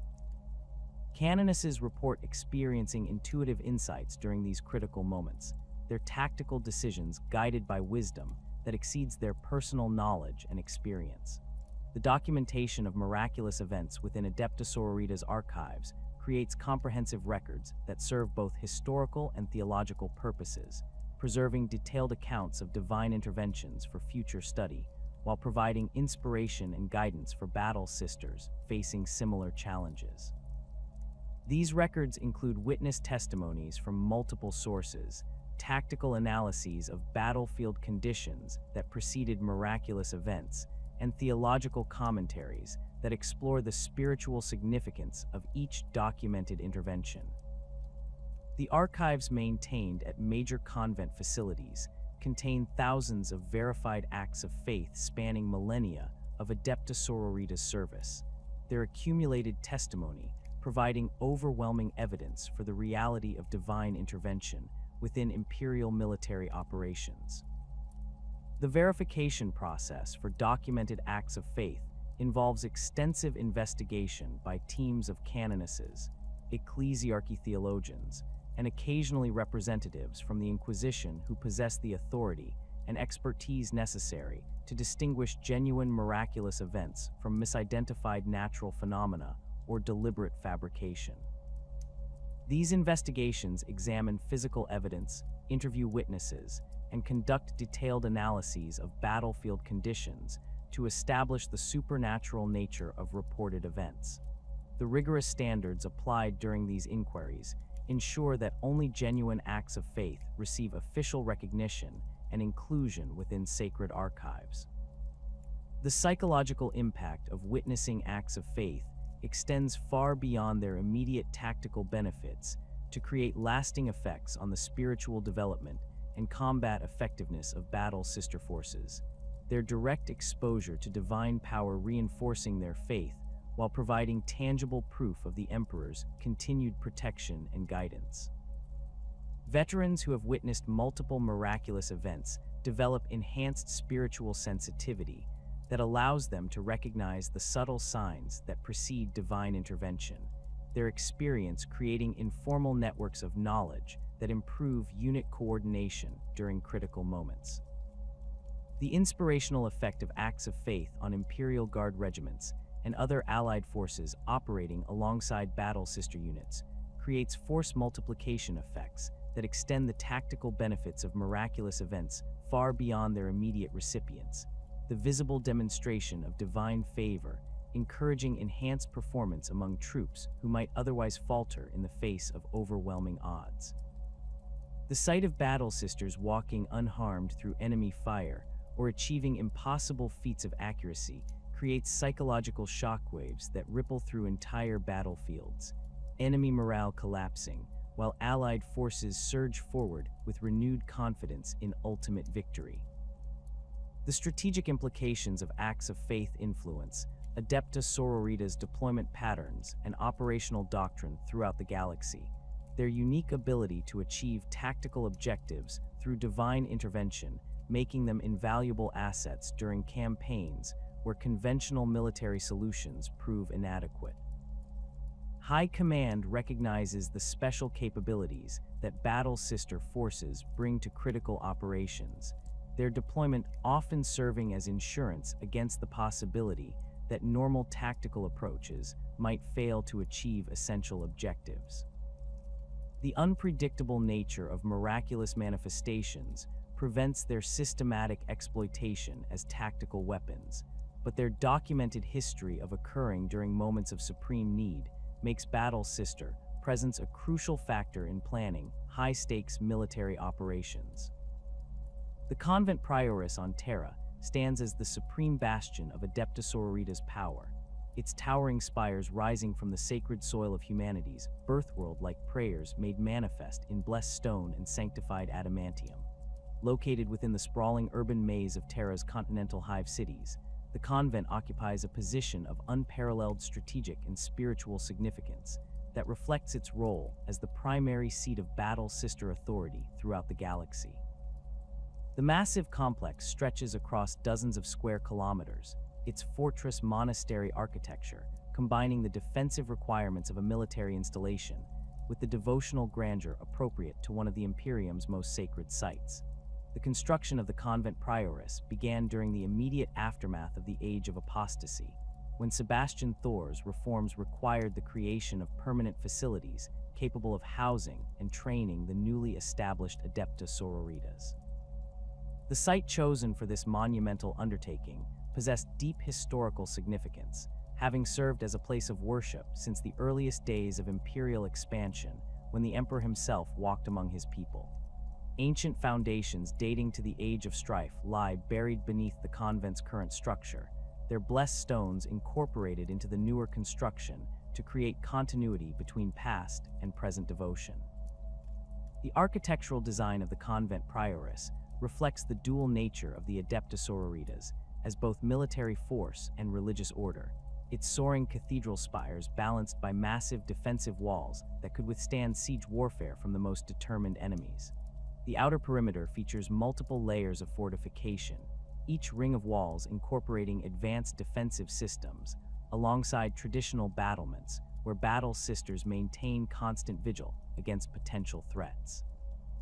Guard towers positioned at regular intervals provide overlapping fields of fire, while serving as platforms for the complex's extensive Vox communication, arrays that maintain contact with Sororita's forces throughout the Sol system and beyond. The main gates of the convent prioress represent masterworks of imperial engineering and devotional art, their massive adamantium portals decorated with relief carvings depicting scenes from the founding of the Adepta Sororitas and the triumph of faith over corruption. The gate mechanisms require coordinated activation by multiple battle sisters, their security protocols ensuring that only authorized personnel can gain access to the sacred precincts within. Visiting dignitaries and official delegations must pass through elaborate screening procedures that verify both their identity and their spiritual purity before being granted entry to the convent's inner sanctums. The training facilities within the convent prioress encompass vast complexes designed to prepare novices for every aspect of their future service as battle sisters, from basic weapons handling to advanced theological study. The primary drill halls occupy cathedral-sized chambers where hundreds of trainees can practice combat maneuvers simultaneously, their vaulted ceilings echoing with the rhythmic sounds of synchronized movement and the thunderous reports of practice weapons. These spaces incorporate adjustable environmental controls that can simulate combat conditions ranging from Arctic cold to desert heat, preparing novices for deployment to any world within the Imperium's vast territories. The weapons training ranges extend deep underground, their reinforced chambers capable of containing the destructive effects of melta weapons and heavy flamers during live fire exercises. Each range includes specialized facilities for maintaining and blessing the weapons used during training, their armories stocked with thousands of practice bolters, flamers, and melee weapons that receive the same ritual attention as combat equipment. Master-at-Arms instructors oversee every aspect of weapons training, their expertise encompassing both technical proficiency and the spiritual discipline necessary to wield blessed weapons with proper reverence and effectiveness. The theological libraries housed within the convent prioress contain one of the most comprehensive collections of religious texts in the Imperium, their climate-controlled vaults preserving ancient manuscripts and sacred scrolls that date back to the earliest days of imperial expansion. These archives include original copies of Sebastian Thor's writings, detailed accounts of the Age of Apostasy, and theological treatises by countless saints and martyrs whose wisdom guides current Adepta Sororitas doctrine. Access to these precious documents requires special authorization and supervision by senior canonesses who ensure that the knowledge contained within reaches only those prepared to understand and apply its sacred teachings. The scriptoriums adjacent to the libraries employ hundreds of battle sisters in the continuous work of copying and illuminating religious texts, their patient labor ensuring that sacred knowledge spreads throughout the galaxy despite the constant threats of war and corruption. These scribes undergo specialized training in calligraphy and illumination techniques, their artistic skills serving the greater purpose of creating beautiful manuscripts that inspire devotion while preserving essential theological knowledge. The completed works produced in these chambers travel to convent facilities throughout the Imperium, carrying the spiritual authority of Terra to the furthest reaches of human space. The convent's medical facilities represent some of the most advanced healing centers available to Imperial forces, their combination of technological sophistication and spiritual healing creating treatment capabilities that exceed those available to most military organizations. The primary Medicae complex includes surgical theaters equipped with the finest medical technology available from Forge World Manufactorums, their operating chambers blessed and consecrated to ensure that healing occurs through both scientific method and divine intervention. Battle sisters trained in medical arts work alongside sanctioned Medicae personnel to provide comprehensive care that addresses both physical wounds and spiritual trauma. The recovery wards within the medical complex create environments of tranquil devotion where wounded battle sisters can heal while maintaining their spiritual disciplines through prayer and meditation. Each ward includes chapel spaces where patients can participate in religious services despite their physical limitations, their continued participation in communal worship supporting the healing process through spiritual means.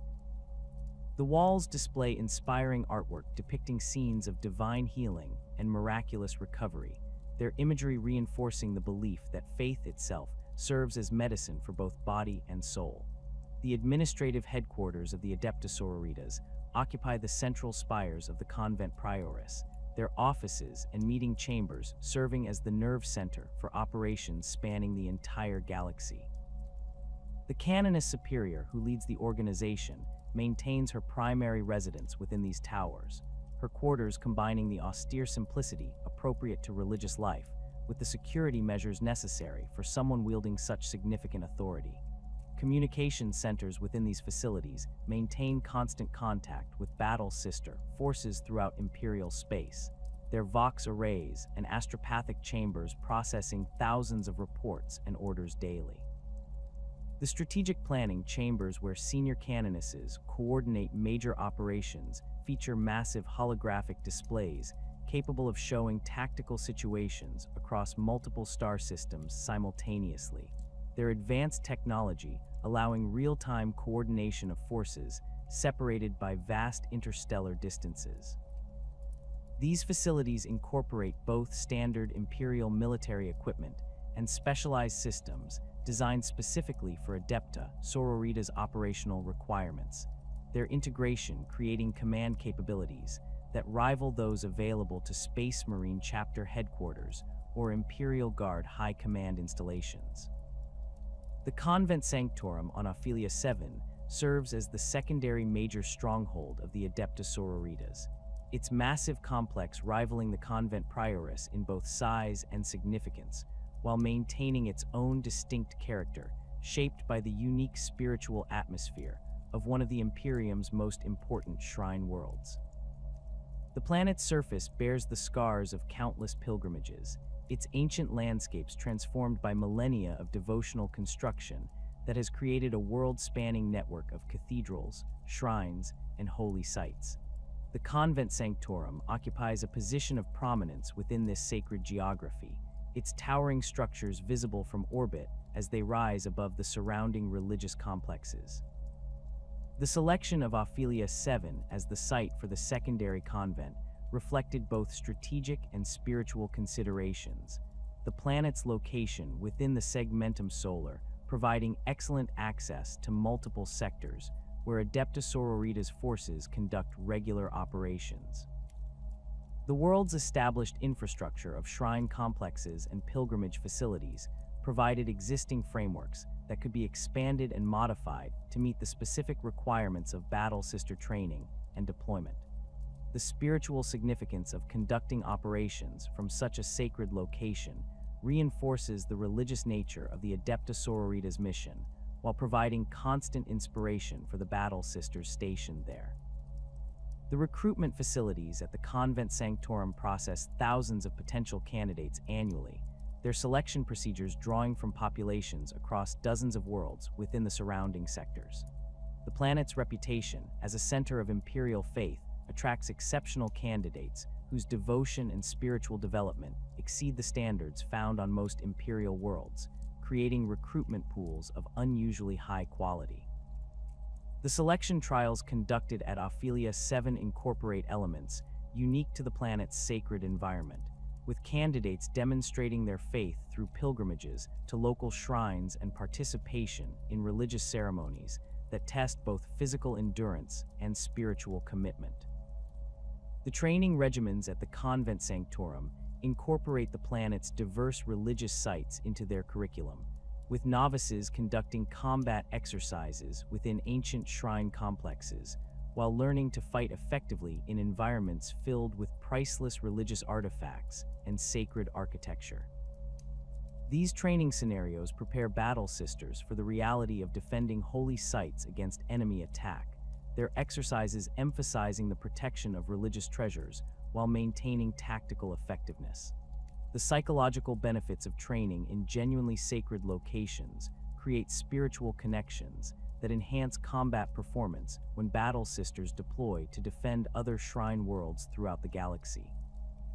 The network of preceptories, abbey fortresses, and shrine garrisons that extends throughout Imperial space represents the operational foundation of Adepta Sororitas' power projection, these smaller installations providing forward bases and regional headquarters that allow rapid response to threats across vast interstellar distances.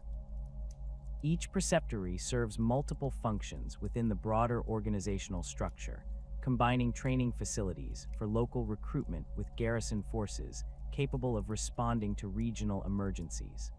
The standardized design of these installations ensures consistent operational capabilities while allowing modifications necessary to address local conditions and threats.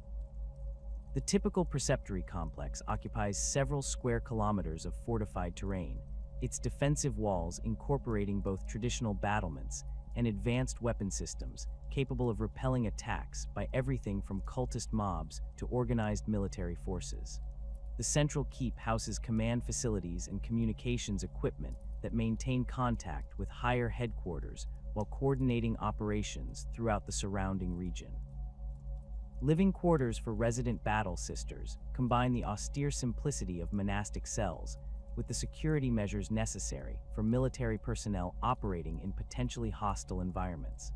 The chapel complexes within each preceptory serve as the spiritual heart of the installation, their soaring architecture creating spaces suitable for both intimate personal devotion and large communal ceremonies involving hundreds of participants. These sacred spaces incorporate reliquaries containing fragments of saints' remains or other holy artifacts that provide focal points for prayer and meditation. The acoustic design of preceptory chapels enhances the impact of hymnal singing and spoken prayers, their vaulted ceilings and carefully positioned surfaces creating resonance effects that amplify human voices while suppressing external noise. The abbey fortresses represent the largest category of regional Adepta Sororitas installations. Their expanded facilities capable of supporting multiple companies of battle sisters, while providing comprehensive training and support services for forces operating throughout entire subsectors. These massive complexes combine all the functions of smaller preceptories with additional capabilities, including advanced medical facilities, expanded armories, and specialized training centers for particular combat roles. The defensive systems of abbey fortresses incorporate void shields and orbital defense batteries capable of repelling attacks by space-borne enemies, their protection extending to surrounding civilian populations during times of crisis. The daily routine within abbey fortresses follows patterns established during the earliest days of the Adepta Sororitas, their schedules balancing military training with religious observance and administrative duties in carefully structured programs that maximize both combat effectiveness and spiritual development. The day begins before dawn with communal prayers in the main chapel, hundreds of voices raised in synchronized devotion that creates acoustic effects capable of being heard throughout the entire complex. Following these opening devotions, battle sisters disperse to their assigned duties, which might include weapons training, tactical exercises, equipment maintenance, or administrative tasks depending on their rank and specialization. The training schedules at abbey fortresses incorporate both individual skill development and unit coordination exercises, their programs designed to maintain peak combat readiness while allowing time for the religious observances essential to Adepta Sororitas culture. Morning training sessions typically focus on physical conditioning and basic combat skills, with battle sisters practicing weapon handling, close combat techniques, and battlefield movement in carefully supervised exercises. The afternoon periods often involve larger unit exercises that practice complex tactical maneuvers and coordination between different specialist squads, their scenarios based on actual combat situations encountered by Adepta Sororitas forces throughout the galaxy. The administrative functions conducted within these installations encompass everything from personnel records management to supply chain coordination for forces operating across multiple star systems, their bureaucratic machinery ensuring that battle sister units receive necessary support regardless of their deployment locations. Senior canonesses maintain detailed records of unit readiness, personnel assignments, and operational requirements, their careful planning ensuring optimal resource allocation while maintaining the flexibility necessary to respond to unexpected crises. The communications centers within Abbey fortresses process thousands of messages daily, their Vox operators and astropathic personnel maintaining the information networks that coordinate Adepta Sororitas operations across vast interstellar distances. The shrine garrisons represent the most specialized category of Adepta Sororitas installations, their primary purpose being the protection of specific religious sites rather than general military operations or training functions. These facilities typically house smaller forces than preceptories or abbey fortresses, but their strategic importance often exceeds their size due to the sacred nature of the locations they protect. The Battle Sisters assigned to Shrine Garrison duty undergo additional training in crowd control, ceremonial protocols, and the specific historical and theological significance of their assigned sites. The defensive arrangements at Shrine Garrisons must balance the security requirements of military installations with the accessibility necessary for religious sites that attract thousands or millions of pilgrims annually. The fortifications typically incorporate multiple checkpoints and screening areas that can process large crowds while identifying potential threats, their security procedures designed to be thorough without creating unnecessary obstacles for legitimate worshippers. The Battle Sisters manning these checkpoints receive specialized training in threat assessment and crowd psychology, their skills allowing them to identify dangerous individuals while maintaining the reverent atmosphere appropriate to sacred locations. The interaction between Battle Sisters and civilian populations at shrine garrisons creates unique challenges that require diplomatic skills alongside military competence, as the sisters must serve simultaneously as protectors, guides, and spiritual examples for the countless pilgrims who visit these sacred sites. The Battle Sisters assigned to these duties often develop expertise in local history and religious traditions, their knowledge allowing them to provide meaningful guidance to visitors while maintaining security awareness. These interactions serve important propaganda functions by demonstrating the Adepta Sororitas' commitment to protecting Imperial faith while showcasing the discipline and devotion that characterizes their organization. The supply networks that support this vast network of installations represent logistical achievements that rival those of any Imperial military organization, their complexity requiring sophisticated coordination between forge worlds, agricultural planets, and transportation assets spanning multiple sectors.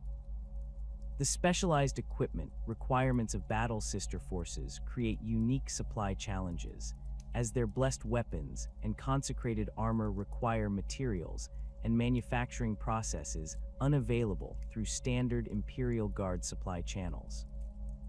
The quartermaster departments at major convent facilities maintain detailed inventories of equipment needs throughout their areas of responsibility, while coordinating with Adeptus Mechanicus forge worlds to ensure adequate production of specialized items. The transportation requirements for moving Battle Sister forces between installations involve both routine personnel transfers and emergency deployments responding to developing crises, their logistics requiring careful coordination with Imperial Navy vessels and merchant fleet assets. The Adepta Sororitas maintains dedicated transport vessels for routine operations, while maintaining priority access to Imperial Navy ships when situations require rapid deployment of significant forces. The loading and unloading procedures for these movements incorporate security measures that protect sensitive equipment and operational information, while ensuring that Battle Sister units arrive at their destinations with full combat readiness. The organizational structure of the Adepta Sororitas reflects centuries of refinement that have transformed the original brides of the Emperor into a sophisticated military religious hierarchy, capable of coordinating operations across the galaxy while maintaining the spiritual discipline essential to their sacred mission. This complex command structure begins with the humblest novices and ascends through carefully defined ranks that combine military authority with ecclesiastical responsibility, creating a system where advancement requires demonstration of both tactical competence and spiritual worthiness. The hierarchy serves multiple functions beyond simple command and control, establishing clear pathways for career development while ensuring that leadership positions remain filled by individuals whose faith and dedication have been tested through years of faithful service. The foundation of this hierarchy rests upon the novice sisters who enter the organization as young women whose potential for absolute devotion has been identified through rigorous selection processes conducted at recruitment centers throughout Imperial space. These candidates undergo initial evaluation procedures that assess not only their physical capabilities and mental aptitude, but also their capacity for the unwavering faith that defines the Adepta Sororitas. The novice period typically lasts several years, during which candidates receive comprehensive training in weapons handling, tactical doctrine, theological study, and the countless ceremonial obligations that characterize daily life within the organization. The transformation from civilian to novice sister represents a complete spiritual rebirth, with candidates abandoning their previous identities to embrace new lives dedicated entirely to the Emperor's service. The progression from novice to full battle sister status requires successful completion of trials that test every aspect of the candidate's preparation, from individual combat skills to knowledge of Imperial doctrine and the ability to function effectively within the highly coordinated unit structures that characterize Adepta Sororitas operations. These trials incorporate both practical examinations, where novices demonstrate their mastery of weapons and tactics, alongside spiritual tests that probe the depth and authenticity of their religious commitment. The final ceremonies that mark this transition involve elaborate rituals where successful candidates receive their first suits of power armor and blessed weapons, the sacred equipment serving as both practical tools and symbols of their new status within the organization. The rank of Battle Sister encompasses the vast majority of Adepta Sororitas personnel, these front-line warriors forming the backbone of every unit while specializing in particular combat roles that maximize their individual talents and training.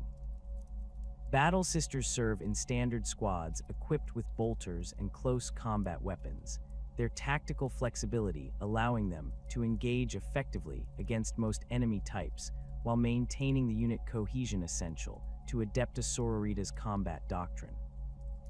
The daily responsibilities of Battle Sisters extend beyond combat operations to include equipment maintenance, ceremonial duties, and continued theological education that ensures their spiritual development keeps pace with their military experience. The specialized roles within Battle Sister ranks create distinct career paths that allow individuals to focus their training and experience on particular aspects of warfare while contributing to the overall effectiveness of their units.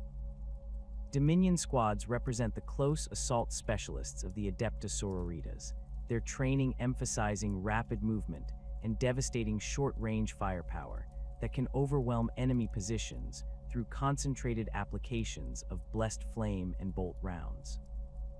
These warriors typically carry special weapons including flamers, melta guns, and storm bolters, their equipment selection reflecting their role as breakthrough forces capable of clearing fortified positions and eliminating heavily armored targets that resist standard infantry weapons. The selection process for Dominion service requires demonstration of exceptional courage and tactical awareness, as these specialists often operate in the most dangerous combat environments where split-second decisions determine the difference between victory and catastrophic failure. Dominion training emphasizes rapid target assessment and coordinated assault techniques that allow small units to achieve effects normally requiring much larger forces. The psychological profile required for effective Dominion service includes not only fearlessness in the face of overwhelming odds, but also the tactical intelligence necessary to identify and exploit enemy weaknesses during the chaos of close combat.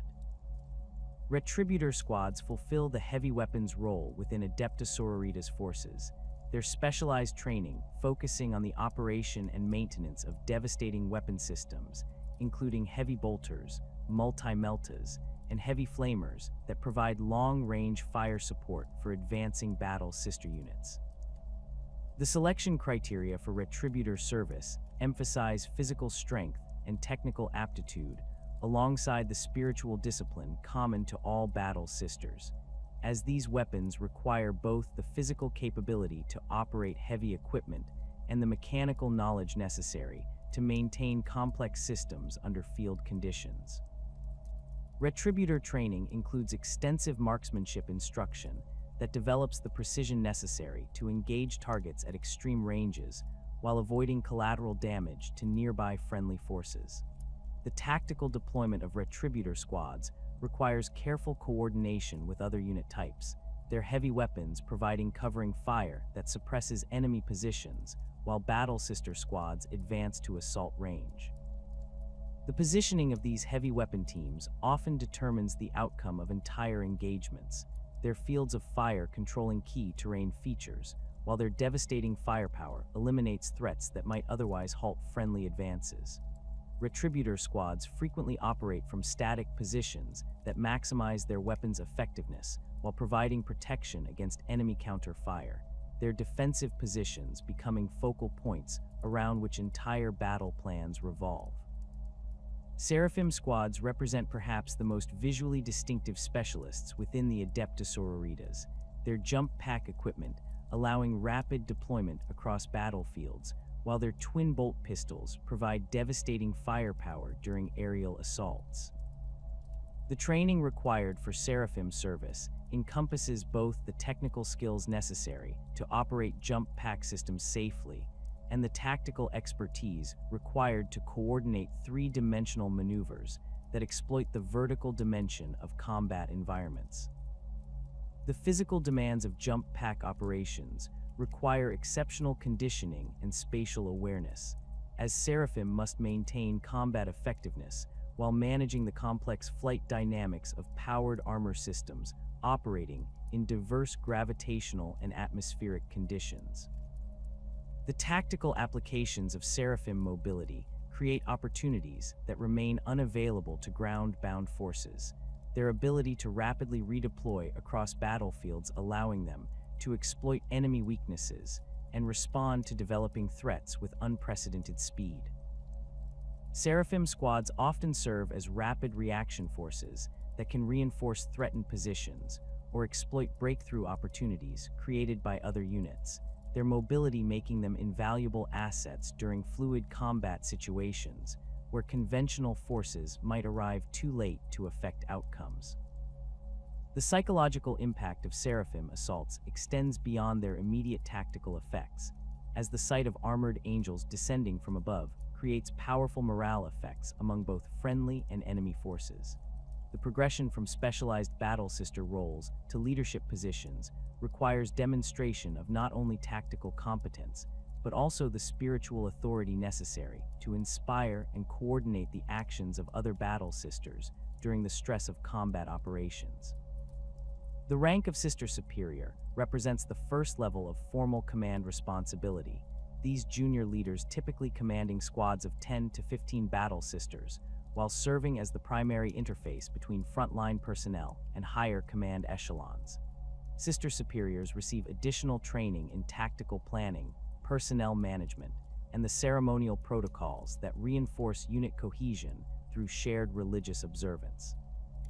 The responsibilities of Sister Superiors extend beyond simple tactical command to encompass the spiritual welfare of their subordinates, their leadership role requiring them to serve as counselors and spiritual guides who help individual battle sisters maintain their faith during the psychological stress of prolonged combat operations. This dual responsibility creates unique challenges that require exceptional individuals capable of balancing the immediate demands of military command with the long-term requirements of spiritual leadership. Sister Superiors often develop close personal relationships with their subordinates, their intimate knowledge of individual strengths and weaknesses allowing them to optimize unit performance while providing personal support when circumstances require individual attention. The rank of Palatine represents a significant advancement in both authority and responsibility, these senior officers typically commanding companies of multiple squads while serving as key advisors to higher-ranking canonesses during major operations. Palatines possess extensive combat experience gained through years of service in various specialized roles, their broad knowledge of Adepta Sororitas' capabilities making them invaluable assets during complex operations requiring coordination between different unit types. The selection process for Palatine rank emphasizes proven leadership ability alongside continued spiritual development, ensuring that these senior officers maintain the religious authority necessary to inspire their subordinates while possessing the tactical expertise required for effective command.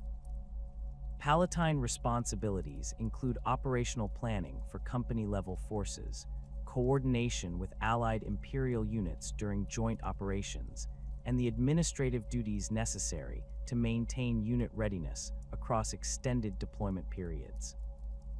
These officers serve as the primary link between frontline battle sisters and the senior canonesses who direct overall strategy, their detailed knowledge of unit capabilities and limitations providing essential input during the planning process for major operations.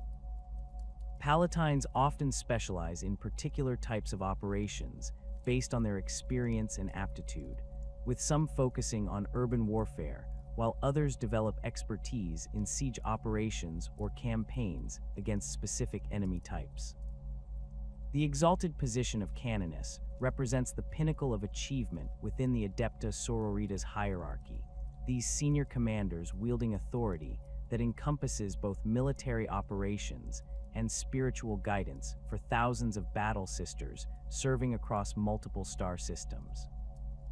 The selection of new canonesses involves extensive evaluation by existing senior leadership, their assessment considering not only the candidate's military record, but also their demonstrated spiritual worthiness and capacity for the heavy responsibilities that accompany supreme command. Canonesses typically possess decades of combat experience gained through service in various specialized roles, their comprehensive understanding of Adepta Sororitas' capabilities, making them uniquely qualified to direct complex operations requiring coordination between multiple forces.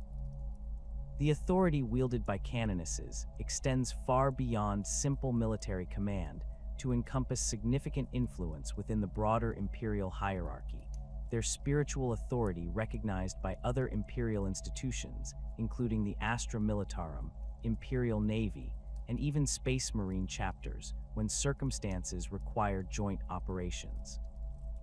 This recognition stems from both the Adepta Sororitas' reputation for unwavering loyalty and the personal qualities that distinguish individuals capable of achieving canoness rank. The decision-making process at this level often involves considerations that extend far beyond immediate tactical concerns, with canonesses weighing the long-term implications of their actions for both their own forces and the broader imperial war effort. Canoness responsibilities include strategic planning for major campaigns, coordination with other imperial institutions during large-scale operations, and the maintenance of doctrinal purity throughout their areas of command. These senior officers serve as the primary representatives of Adepta Sororitas' interests during high-level planning sessions, their input helping to shape imperial strategy while ensuring that battle sister forces receive appropriate missions that utilize their unique capabilities effectively. The administrative burden of canoness rank requires sophisticated support structures, including staff officers and communications specialists, who help manage the complex logistics of coordinating forces across multiple worlds. The relationship between field commanders and the higher Ecclesiarchy hierarchy creates a complex web of authority and responsibility that requires careful navigation to maintain both operational effectiveness and institutional loyalty. Canonesses must balance their primary obligation to their battle sister forces with their broader responsibilities to the imperial cult and its leadership, their decisions often involving considerations that extend beyond purely military concerns to encompass religious and political factors. The Ecclesiarchy's authority over Adepta Sororitas' deployment and strategic direction creates potential conflicts when military necessity appears to contradict religious priorities, requiring diplomatic skills alongside tactical expertise. The role of cardinals within this hierarchy represents the intersection between purely ecclesiastical authority and military command. These senior ecclesiarchy officials wielding significant influence over Adepta Sororitas' operations, while typically lacking the direct combat experience that characterizes battle sister leadership. Cardinals often serve as strategic advisors during major campaigns, their theological expertise providing essential guidance regarding the religious implications of particular tactical choices. The relationship between cardinals and canonesses requires mutual respect based on recognition of each individual's unique expertise and authority within their respective spheres of responsibility. The ultimate authority of the Ecclesiarch over all Adepta Sororitas' operations creates a command structure that extends beyond the organization itself to encompass the broader imperial cult and its objectives throughout the galaxy. This supreme ecclesiastical authority provides strategic direction for major campaigns while allowing tactical flexibility for field commanders who possess detailed knowledge of local conditions and immediate threats. The balance between central authority and operational independence represents one of the most crucial aspects of Adepta Sororitas' organization, their effectiveness depending upon maintaining clear chains of command while preserving the initiative necessary for rapid response to developing situations. The coordination between different levels of this hierarchy requires sophisticated communication systems that can maintain contact across the vast distances of imperial space while preserving the security necessary to protect sensitive operational information from enemy interception. The astropathic networks that connect major Adepta Sororitas installations provide strategic-level communications despite the inherent limitations and delays of psychic transmission across interstellar distances. Local Vox networks allow tactical coordination during active operations, their encrypted channels providing secure communications that resist enemy interception while maintaining the clarity necessary for effective command and control. The administrative burden of maintaining this vast hierarchical structure across countless worlds and star systems requires sophisticated coordination that extends far beyond simple military command to encompass the complex web of relationships between different imperial institutions, each with their own priorities and operational requirements. The Adepta Sororitas must navigate these institutional relationships while preserving their independence and maintaining their primary loyalty to the Emperor's divine will, creating challenges that demand both diplomatic finesse and unwavering spiritual conviction from their senior leadership. The Age of Apostasy stands as the defining crucible that transformed the daughters of the Emperor from Goge Vandire's personal guard into the galaxy's premier defenders of imperial orthodoxy, their role in ending his tyrannical reign, establishing precedents that continue to shape their operations millennia later. Vandire's corruption had reached such depths that entire sectors of imperial space groaned under the weight of his megalomaniacal demands, with worlds stripped of resources to fund increasingly elaborate monuments to his supposed divinity, while populations suffered under the brutal enforcement of his twisted interpretation of imperial doctrine. The Ecclesiarchy itself had become a tool of oppression rather than spiritual guidance, its preachers delivering sermons that praised Vandire's wisdom while condemning any questioning of his authority as heretical blasphemy punishable by death. The brides of the Emperor served as the visible symbols of this corruption, their presence at Vandire's side during public appearances reinforcing his claims of divine sanction, while their obvious martial competence demonstrated the consequences of opposing his regime. These warrior women had been carefully selected and indoctrinated to serve as the perfect instruments of Vandire's will, their genuine religious devotion manipulated and redirected toward absolute loyalty to their corrupt master. The irony of their situation remained hidden from them until Sebastian Thor's arrival on Terra, his theological arguments revealing the fundamental contradiction between their sincere faith in the Emperor and their service to a man who had perverted everything they held sacred. The confrontation between Thor and the brides represented more than a simple theological debate. It constituted a moment of spiritual revelation that shattered the carefully constructed lies upon which Vandire's power rested. Thor's profound understanding of imperial doctrine allowed him to demonstrate how Vandire's teachings contradicted the fundamental principles of the Imperial Creed, his arguments supported by extensive quotations from sacred texts that the brides themselves had memorized during their religious education. The realization that they had been serving a heretic rather than the Emperor's chosen representative triggered a spiritual crisis, so profound that many of the brides later described it as experiencing death and rebirth within the span of a single conversation. The execution of Goge Vandire by his own former bodyguards sent shockwaves throughout the Imperium that extended far beyond the immediate political implications of his death, demonstrating that even the most powerful tyrant remained vulnerable to the consequences of betraying the faith of those who served him. The bride's intimate knowledge of Vandire's security arrangements and their unrestricted access to his person made them the perfect instruments of divine justice, their betrayal serving as a powerful reminder that corruption inevitably carries the seeds of its own destruction. The manner of Vandire's death became the stuff of legend throughout imperial space, inspiring countless sermons and devotional works that celebrated the triumph of true faith over corrupt authority. The transformation of the former brides into the Adepta Sororitas required extensive restructuring that addressed both their immediate needs for spiritual healing and the broader imperial requirement for institutions capable of preventing similar corruption in the future. Sebastian Thor's reforms established clear separation between military and ecclesiastical authority while creating new mechanisms for internal oversight and doctrinal purity.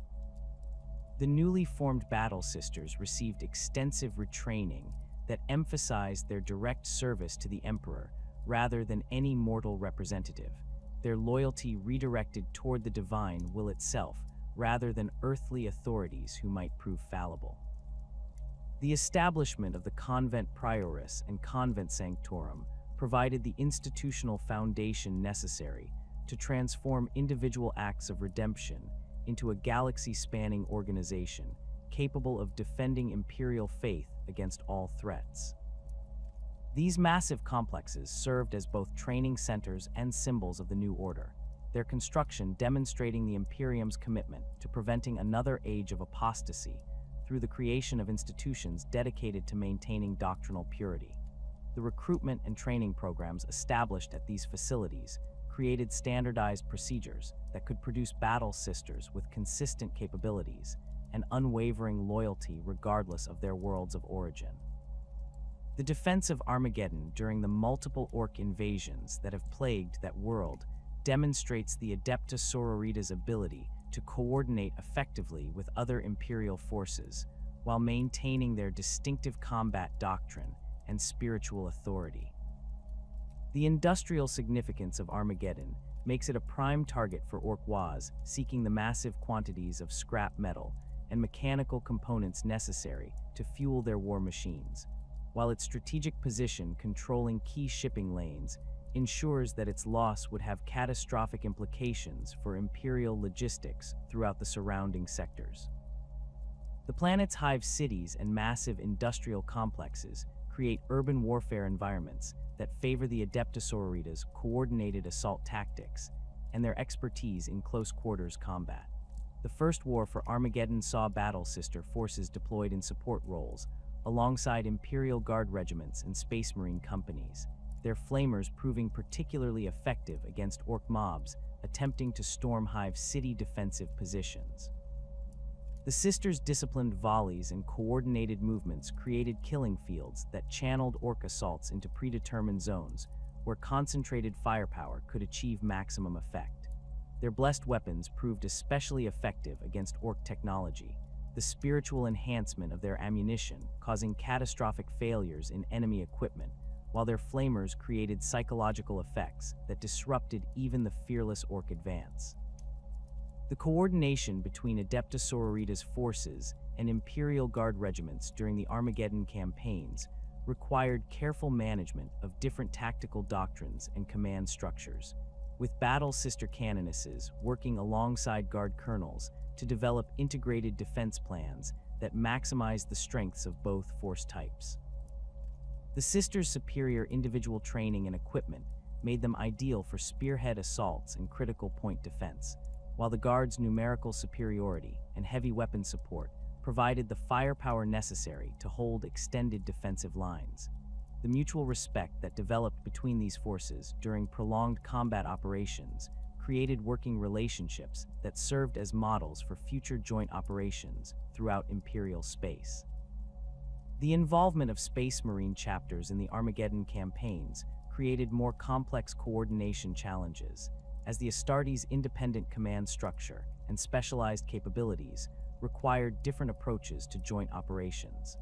The Battle Sisters' spiritual authority proved valuable in these situations, their recognized devotion to the Emperor creating common ground that transcended organizational differences. Canonesses often served as intermediaries between Space Marine commanders and Imperial Guard leadership, their theological expertise providing frameworks for cooperation that emphasized shared commitment to the Emperor's will rather than institutional rivalries. The Second and Third Wars for Armageddon saw expanded Adepta Sororitas' involvement, as the lessons learned from earlier campaigns demonstrated their unique value in urban warfare environments. The sisters' expertise in fighting within hive city structures made them invaluable assets during the brutal building-to-building combat that characterized much of these conflicts. Their flamers proved devastatingly effective in clearing orc-held structures, while their coordinated assault tactics allowed small battle sister units to achieve breakthrough effects that opened routes for larger Imperial Guard formations to exploit. The anti-heretical campaigns conducted by the Adepta Sororitas across the galaxy represent perhaps their most crucial function within the broader Imperial war machine, their specialized training and spiritual authority making them uniquely qualified to identify and eliminate the subtle forms of corruption that threaten Imperial worlds from within. These operations range from investigating reports of doctrinal deviation within established Imperial institutions to conducting full-scale military campaigns against worlds that have fallen to chaos influence or xenos manipulation. The complexity of these missions requires battle sisters to serve simultaneously as investigators, judges, and executioners, their decisions carrying life or death consequences for entire populations. The identification of chaos cults within Imperial society demands sophisticated intelligence gathering capabilities that can penetrate the elaborate security measures employed by heretical organizations seeking to avoid detection by Imperial authorities.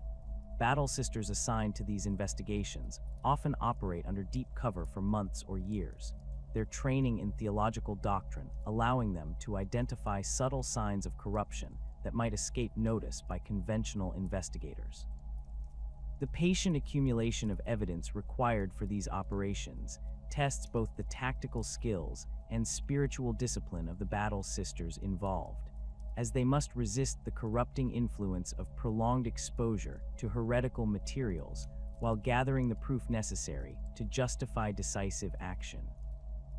The purging of confirmed chaos cults requires military operations that balance the need for complete elimination of heretical influence with the preservation of loyal Imperial citizens who may have been caught up in the corruption through ignorance or coercion.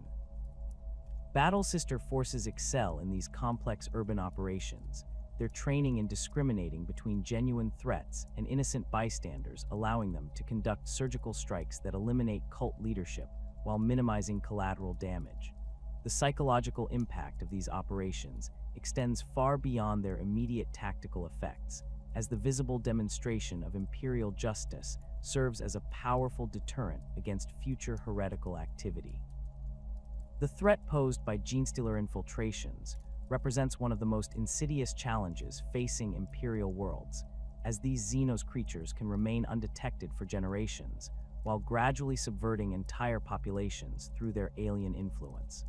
The identification of genestealer cults requires different investigative techniques than those used against chaos corruption, as the alien influence manifests through biological rather than spiritual contamination. Battle Sisters trained in anti-genestealer operations learn to recognize the subtle physical and behavioral changes that indicate alien infection, their enhanced awareness allowing them to identify threats that conventional security forces might miss entirely. The military operations required to eliminate established genestealer cults often involve coordinated assaults against multiple targets simultaneously, as the alien creatures' psychic communication networks allow rapid coordination of their defensive efforts. Battle Sister forces conducting these operations must maintain strict operational security while preparing for enemies whose capabilities may include industrial equipment, civilian vehicles converted to combat use, and corrupted members of local security forces. The Flamers favored by many Battle Sister units prove particularly effective against genestealer broods, the blessed Prometheum causing especially severe damage to alien physiology while preventing the regeneration capabilities that allow these creatures to survive conventional weapons. The era Indomitus has brought new challenges that test every aspect of Adepta Sororitas' training and doctrine, as the opening of the Great Rift has fundamentally altered the strategic situation throughout Imperial space. The massive warp storm that now bisects the galaxy has created unprecedented opportunities for chaos forces to manifest within the material realm, while the disruption of traditional communication and transportation networks has forced Imperial forces to operate with greater independence and flexibility than previous eras required. The Adepta Sororitas have adapted to these changed conditions by expanding their regional autonomy while maintaining their core mission of defending Imperial orthodoxy against all threats. The emergence of new chaos threats from the Great Rift has created combat situations that push Battle Sister forces to the limits of their capabilities, as demonic entities and their mortal servants pour through tears in reality to assault Imperial worlds with unprecedented ferocity. The spiritual training that forms the foundation of Adepta Sororitas' doctrine proves invaluable in these encounters, as their unwavering faith provides protection against the corrupting influence of chaos, while their blessed weapons prove more effective against demonic entities than conventional Imperial armaments. The acts of faith that manifest during these desperate battles often provide the crucial advantages necessary to achieve victory against enemies that should prove overwhelming. The coordination of anti-chaos operations during the era Indomitus requires sophisticated understanding of both military tactics and theological doctrine, as the nature of demonic threats demands responses that address both physical and spiritual dimensions of warfare. Battle Sister forces conducting these operations must maintain constant vigilance against corruption while engaging enemies whose very presence threatens the sanity and spiritual purity of Imperial forces. The purification rituals that follow successful anti-chaos operations have become increasingly elaborate and comprehensive, as the enhanced warp activity of the current era requires more extensive cleansing procedures to ensure complete elimination of corrupting influences.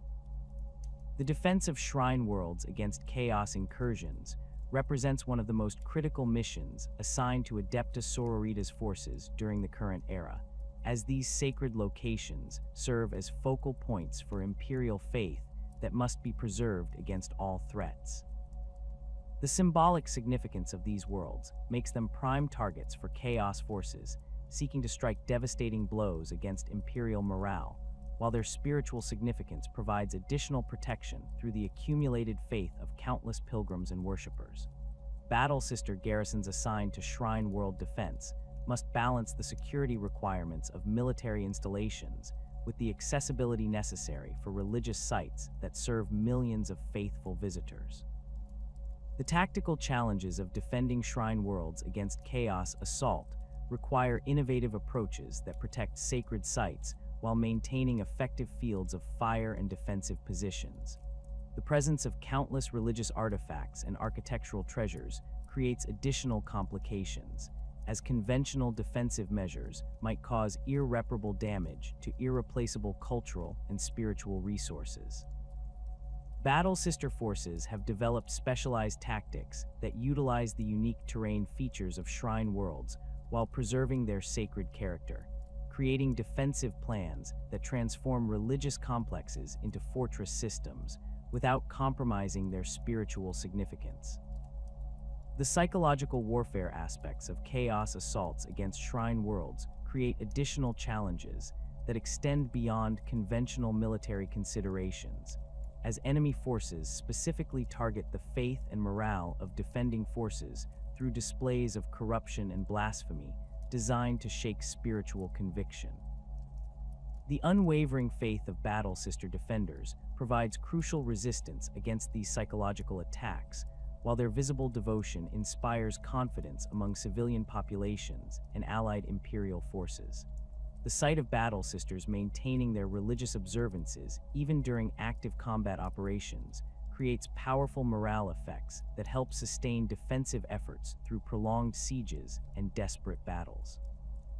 The protection of pilgrimage routes represents one of the most complex and demanding responsibilities undertaken by the Adepta Sororitas, requiring the deployment of specialized forces across vast networks of interstellar pathways that connect the most sacred sites within Imperial space. These ancient routes, some dating back to the earliest days of the Great Crusade, carry millions of faithful pilgrims annually as they journey between shrine worlds, cathedral complexes, and sites where saints once walked or performed miraculous deeds. The sheer scale of these pilgrimage networks necessitates permanent battle sister presence at key waypoints, transit hubs, and vulnerable corridor systems, where hostile forces might attempt to prey upon defenseless civilian populations traveling in the Emperor's name. The tactical challenges of protecting pilgrimage routes extend far beyond conventional military operations, as battle sister forces must maintain security across multiple star systems while preserving the peaceful, devotional atmosphere that pilgrims seek during their spiritual journeys. The presence of heavily armed warriors in full power armor might intimidate or distract from the religious experience that motivates these pilgrimages, requiring careful balance between visible security measures and discreet protection that operates behind the scenes. Canonist commanders assigned to pilgrimage route security develop sophisticated deployment patterns that position battle sister forces at strategic choke points and vulnerable locations, while maintaining rapid response capabilities that can address threats before they impact civilian populations. The establishment of way station garrisons along major pilgrimage routes creates permanent infrastructure that serves both military and humanitarian functions, providing secure facilities where pilgrims can rest and resupply, while offering battle sisters forward operating bases from which to conduct security operations. These installations typically feature fortified compounds that can shelter large numbers of civilians during emergency situations, while maintaining the defensive capabilities necessary to repel attacks by pirates, cultists, or xenos raiders who might target pilgrim convoys. The dual-purpose nature of these facilities requires architectural solutions that balance military functionality with the welcoming atmosphere appropriate to religious rest stops. The vetting procedures applied to pilgrim groups traveling along protected routes involve sophisticated screening processes that can identify potential threats without creating excessive delays or bureaucratic obstacles that might discourage legitimate religious travel.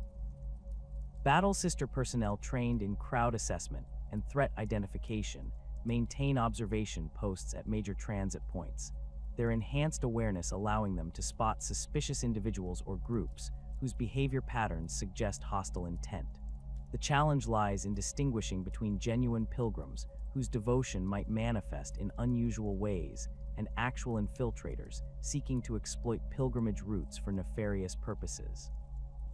The coordination of security operations across multiple star systems requires extensive communication networks that can maintain contact between widely dispersed battle sister units while providing rapid intelligence sharing about emerging threats or suspicious activities.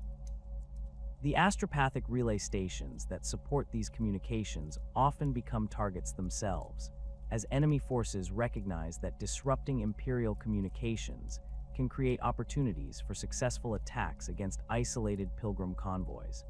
Battle sister forces assigned to communication security must maintain constant vigilance against both physical assault and psychic infiltration attempts that might compromise the integrity of strategic communications. The shrine worlds that serve as destinations for these massive pilgrimage movements present unique security challenges that require battle sister forces to manage crowds numbering in the millions while maintaining the reverent atmosphere essential to meaningful religious experience.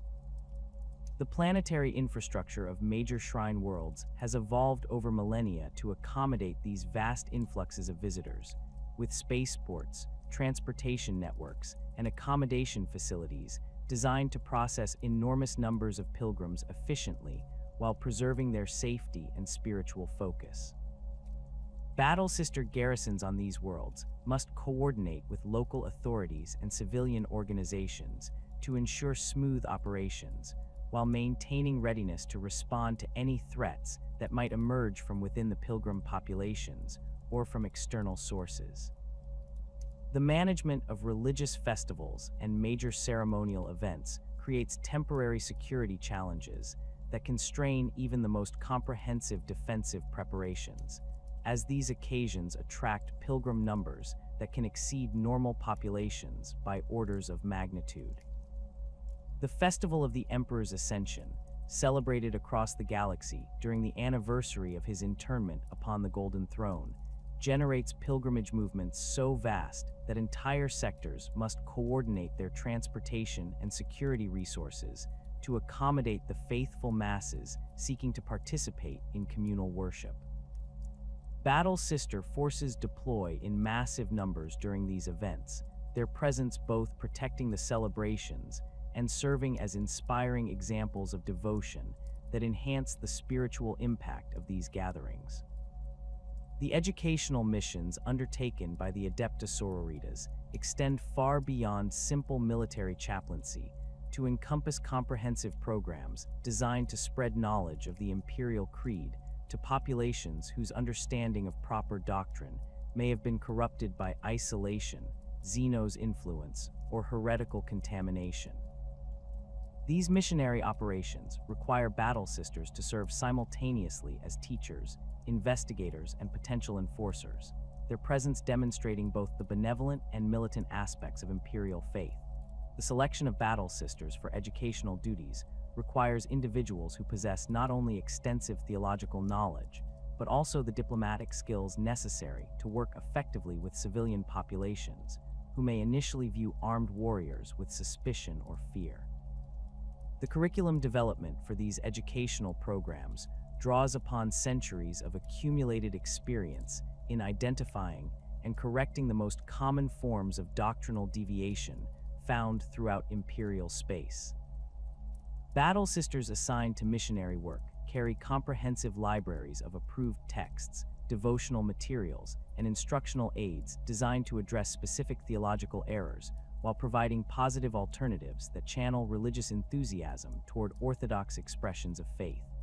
The teaching methods employed in these programs must account for varying levels of literacy, technological development, and cultural sophistication found across the diverse worlds of the Imperium. The establishment of Schola Progenium facilities on newly liberated or discovered worlds represents one of the most ambitious educational initiatives undertaken by the Adepta Sororitas, creating permanent institutions capable of training future generations in proper Imperial doctrine while identifying potential recruits for various Imperial organizations. These schools serve multiple functions within Imperial society, providing education for orphaned children while creating pathways for advancement within the Ecclesiarchy, Astra Militarum, and other Imperial institutions. Battle sister involvement in Schola operations ensures that students receive comprehensive religious instruction alongside their academic and military training. The identification and correction of doctrinal deviations requires sophisticated understanding of both orthodox imperial theology and the various forms of corruption that can infiltrate religious communities over time. Battle sisters conducting these investigations must distinguish between harmless local variations in worship practices and dangerous heresies that threaten the spiritual welfare of entire populations. The process typically begins with careful observation of local religious practices, followed by detailed interviews with community leaders and theological authorities to understand the historical development of questionable practices or beliefs. The missionary fleets that carry battle sister educators to distant worlds represent massive logistical undertakings that combine the resources of multiple imperial institutions to achieve comprehensive religious and cultural transformation of target populations. These expeditions include not only battle sisters and Ecclesiarchy personnel, but also representatives from the Adeptus Mechanicus, Administratum, and other organizations whose expertise contributes to the complex process of integrating newly discovered worlds into imperial civilization. The cathedral ships that serve as flagships for these fleets contain everything necessary to establish permanent imperial presence, from industrial equipment and agricultural supplies to vast libraries and communication arrays. The charitable works administered by the Adepta Sororitas throughout imperial space reflect the compassionate aspects of the Emperor's teachings while serving practical functions that strengthen imperial society through the provision of essential services to populations in need. These humanitarian operations encompass everything from disaster relief and medical care to education and social services that address the fundamental needs of imperial citizens. The involvement of battle sisters in charitable activities demonstrates that their dedication to the Emperor's service extends beyond warfare to encompass all aspects of human welfare that contribute to the strength and stability of imperial civilization. The hospital complexes operated by the Adepta Sororitas combine advanced medical technology with spiritual healing practices that address both physical ailments and the psychological trauma that affects populations living under constant threat of war, xenos attack, and chaos corruption. These medical facilities employ battle sisters trained in healing arts alongside civilian medical personnel and members of other imperial organizations whose expertise contributes to comprehensive patient care. The integration of religious observance into medical treatment creates therapeutic environments where physical healing occurs alongside spiritual renewal and strengthening of faith. The specialized medical training provided to battle sisters assigned to hospital service encompasses both conventional medical knowledge and the unique healing techniques that can be enhanced through acts of faith and divine intervention. These warrior healers learn to diagnose and treat injuries and illnesses while maintaining their combat readiness and religious devotion, creating medical professionals whose effectiveness exceeds that achievable through purely technological means. The presence of armed and armored medical personnel provides additional security for hospital facilities while demonstrating the Adeptus Sororitas' commitment to protecting the vulnerable and helpless.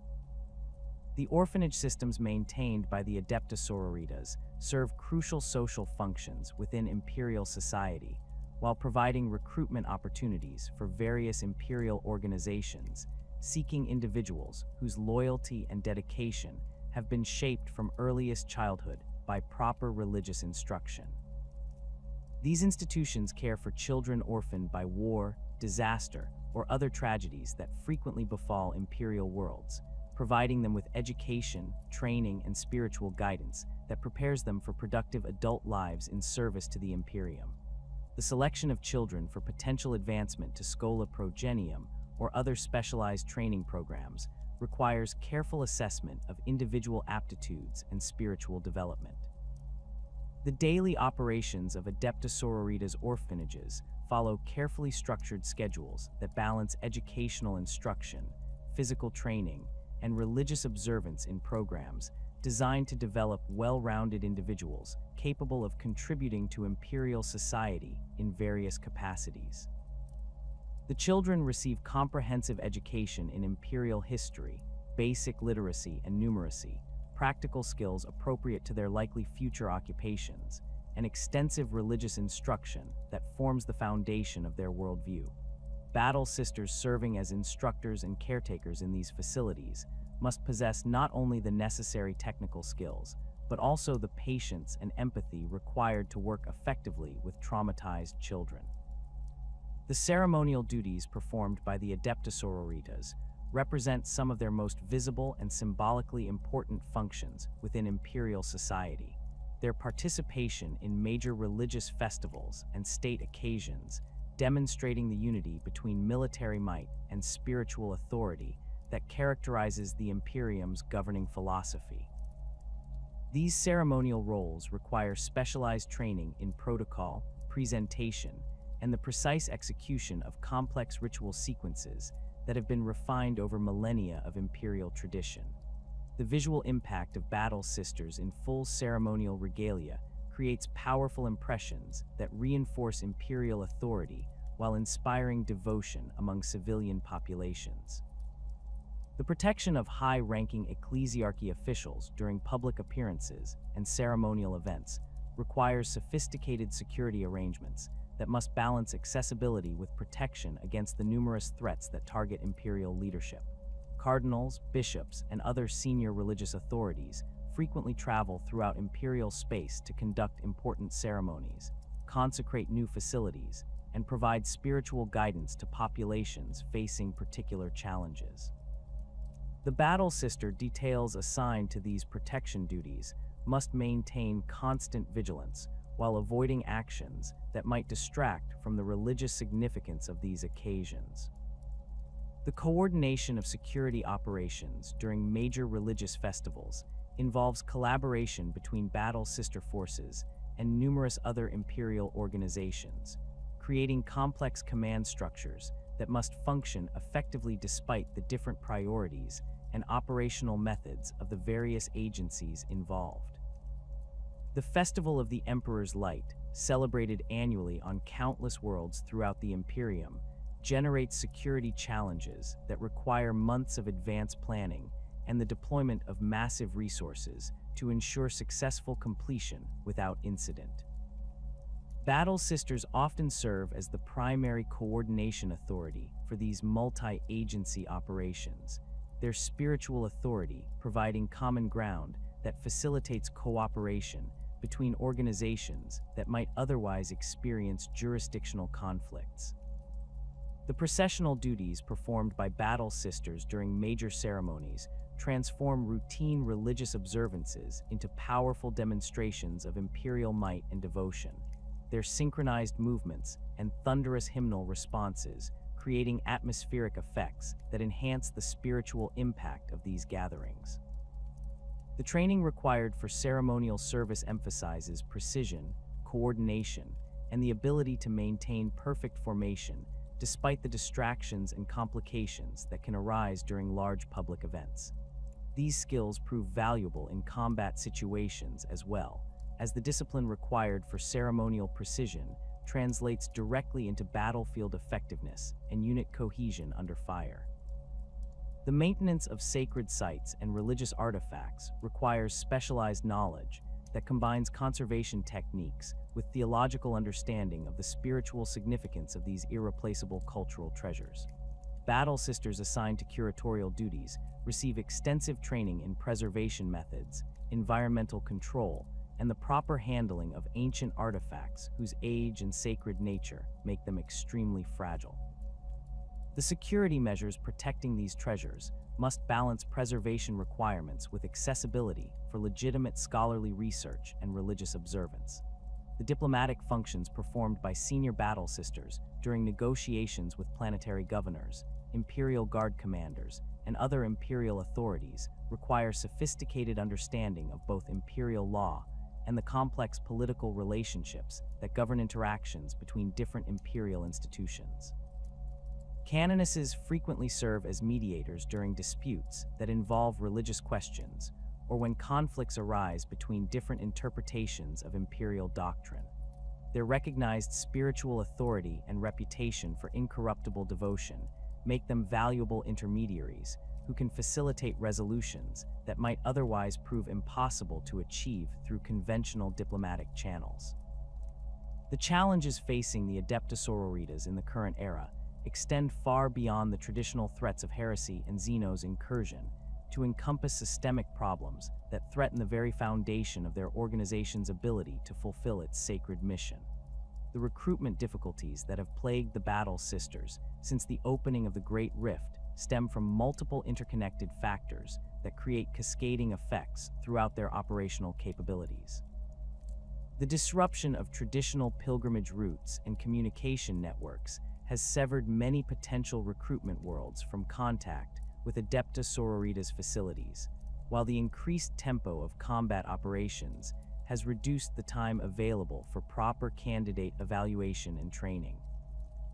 The quality of recruits reaching convent facilities has declined noticeably as worlds struggling with their own survival prioritize local defense over releasing their most promising young women to off-world service. Planetary governors facing imminent threats from chaos incursions or xenos attacks prove reluctant to part with individuals whose leadership potential and unwavering faith make them valuable assets for local militia forces. This retention of talent at the planetary level creates recruitment pools of diminished quality, forcing Battle Sister training cadres to invest additional time and resources in bringing candidates up to acceptable standards. The resource constraints affecting Adepta Sororitas operations reflect broader Imperial logistical challenges exacerbated by the galaxy-spanning disruption caused by the cicatrix maledictum. The Forge worlds that produce specialized equipment for Battle Sister forces have redirected much of their manufacturing capacity towards supporting massive Imperial Guard mobilizations and Space Marine reinforcement campaigns, creating shortages of blessed weapons, consecrated armor components, and the sophisticated maintenance equipment necessary to keep Adepta Sororitas forces at peak effectiveness. The blessed promethium that fuels their flamer weapons has become increasingly scarce as the Shrine worlds, where it receives proper consecration, face constant threat from chaos forces seeking to corrupt or destroy these sacred production facilities. The ammunition shortages affecting Battle Sister forces create tactical limitations that force commanders to modify their traditional combat doctrines to accommodate reduced firepower availability. The blessed bolt rounds that serve as standard ammunition for Adepta Sororitas forces require specialized manufacturing processes and consecration rituals that cannot be easily replicated at field facilities, making resupply dependent upon secure transportation networks that have become increasingly unreliable. Canonesses must carefully ration ammunition expenditure during extended campaigns while maintaining the aggressive assault tactics that define their organization's combat effectiveness. The maintenance challenges facing Battle Sister power armor reflect the broader technological regression affecting Imperial forces throughout the current era, as the knowledge necessary to properly service these sophisticated systems becomes increasingly concentrated among a shrinking number of qualified tech priests. The machine spirits that govern armor systems require regular appeasement and maintenance rituals that demand both technical expertise and spiritual authority, creating dependencies upon specialists whose availability has become increasingly limited. Field maintenance capabilities have deteriorated to the point where minor malfunctions that could previously be repaired at the squad level now require evacuation to major facility workshops. The return of Primarch Robute Guilliman has created both opportunities and challenges for Adepta Sororitas operations throughout Imperial space. His comprehensive military reforms affecting every aspect of how Imperial forces coordinate their efforts against the enemies of mankind.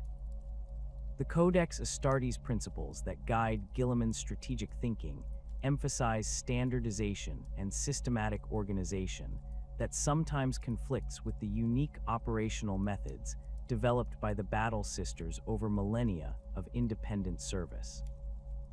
The integration of Adepta Sororitas forces into larger imperial military formations requires careful negotiation of command relationships and tactical doctrines that preserve their distinctive capabilities while achieving effective coordination with other imperial forces. The Indomitus Crusade has provided the Adepta Sororitas with unprecedented opportunities to demonstrate their value within large-scale military operations, while exposing them to combat environments that test every aspect of their training and doctrine. The massive scale of Crusade operations requires Battle Sister forces to operate alongside Primaris Space Marine chapters, whose enhanced capabilities and different organizational structures create new dynamics in joint operations. The coordination between these forces has generally proven successful, with Battle Sister's spiritual authority complementing Space Marine tactical expertise to create combined arms effects that exceed the capabilities of either force operating independently. The deployment patterns established during the Indomitus Crusade have positioned Adepta Sororitas forces throughout the galaxy in ways that better support their traditional missions while providing rapid response capabilities for emerging threats. The establishment of new preceptories and shrine garrisons along Crusade supply routes creates permanent infrastructure that can support ongoing operations while serving as bases for anti-heretical investigations and pilgrimage route protection. These facilities incorporate lessons learned from recent combat operations, their defensive systems and operational capabilities reflecting current threat assessments rather than historical precedents. The doctrinal modifications implemented in response to Guilliman's reforms have enhanced Adepta Sororita's effectiveness without compromising their fundamental spiritual character or operational independence. The adoption of improved communication protocols and standardized reporting procedures has facilitated better coordination with other Imperial forces while preserving the Battle Sisters' unique command structure and decision-making processes. The integration of new weapon systems and tactical equipment provided through Crusade supply chains has enhanced their combat capabilities while maintaining the blessed nature of their armaments through proper consecration rituals.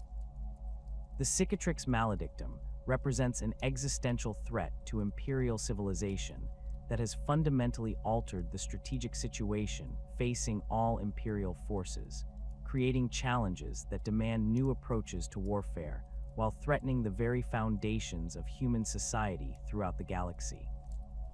The massive warp storm that bisects Imperial space has created unprecedented opportunities for Chaos forces to manifest within the material realm, their demonic armies pouring through tiers in reality to assault worlds that had previously enjoyed relative security from such supernatural threats. The disruption of traditional communication and transportation networks has forced Imperial forces to operate with greater independence while maintaining coordination across vast distances that can no longer be traversed through conventional means.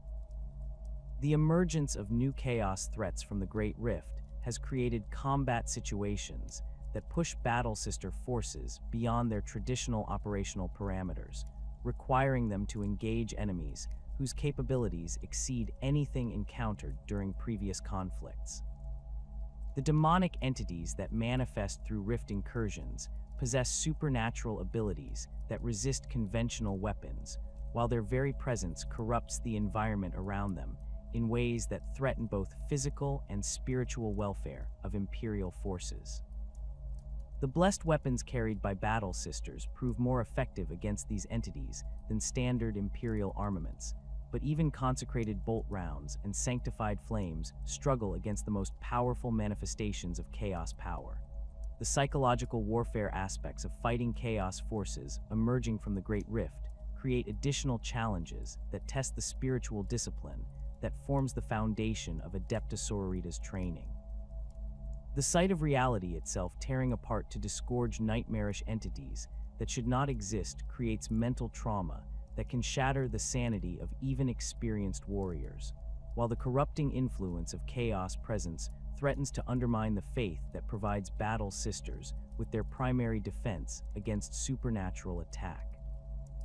The purification rituals conducted after successful anti-chaos operations have become increasingly elaborate as commanders recognize the enhanced threat posed by prolonged exposure to warp energies.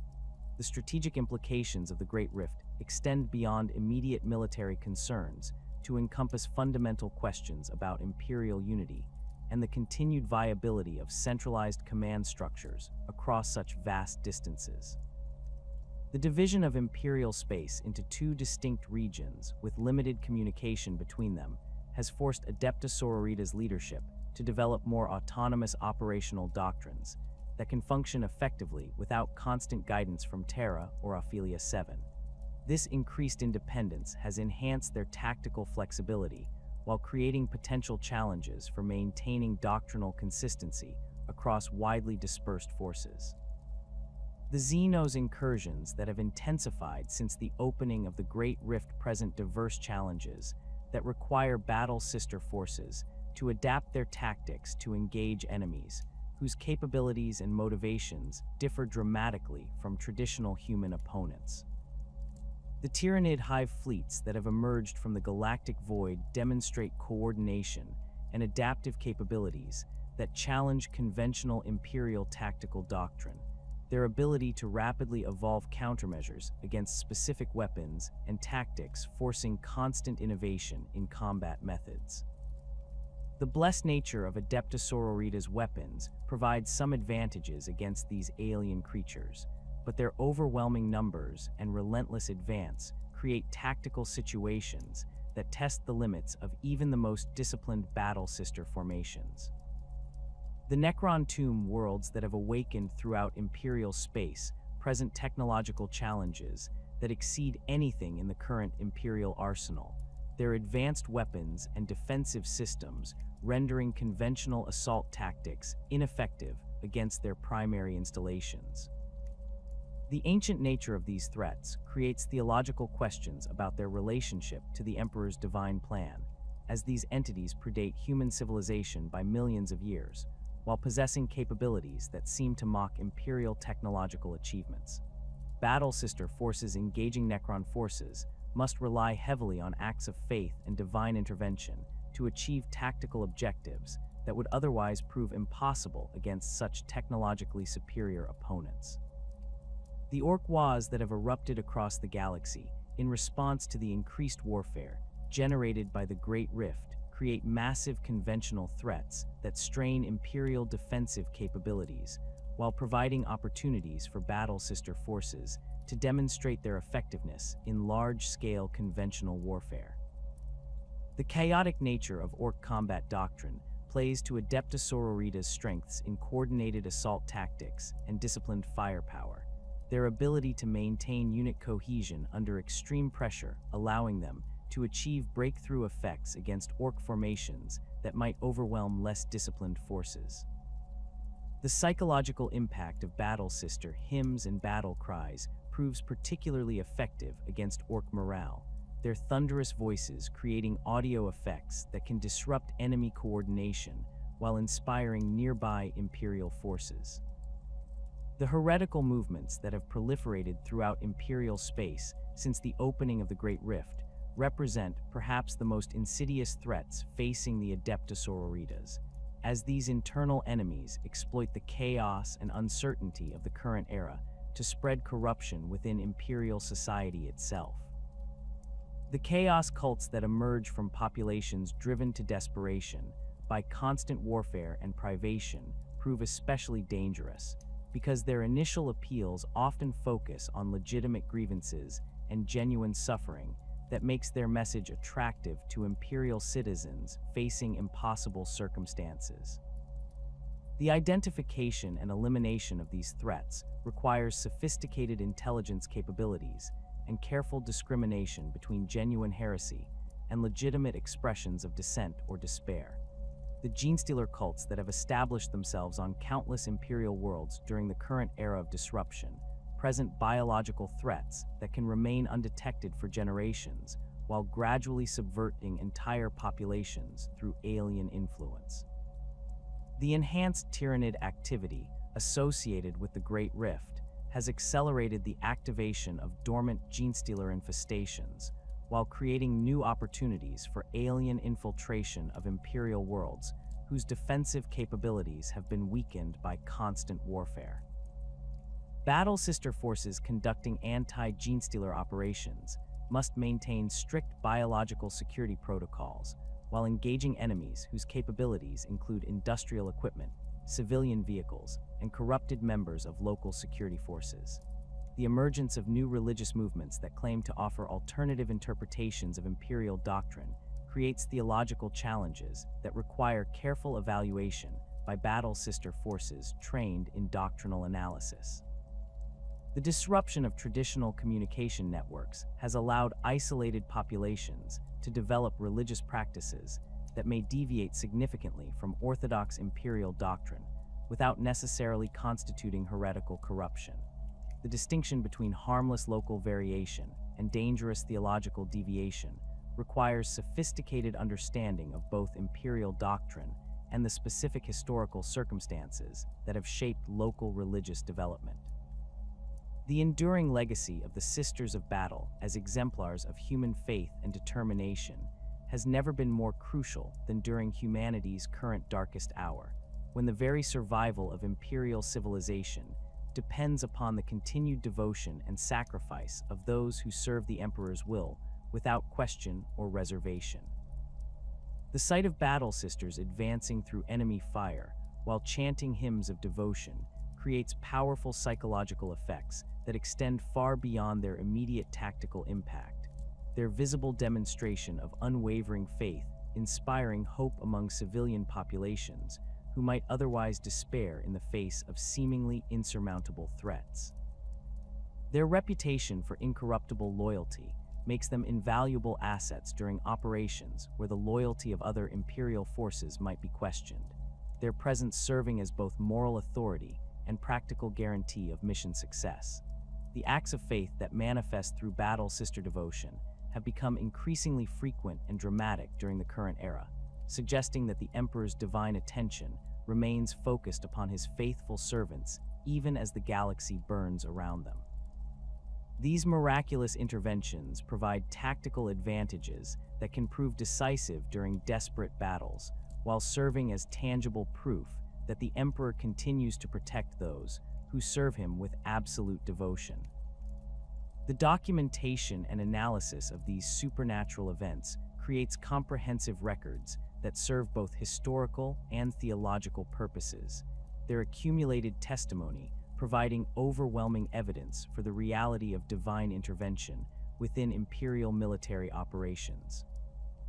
The training programs conducted at Adepta Sororitas facilities throughout the galaxy continue to produce warriors whose capabilities exceed those of conventional imperial forces, despite the resource constraints and operational pressures that affect all imperial institutions during the current crisis. The spiritual discipline that forms the foundation of battle sister training provides psychological resilience that allows them to function effectively in combat environments that would break the morale of less devoted forces, while their tactical coordination and weapons proficiency create combat effectiveness that rivals that of genetically enhanced space marines.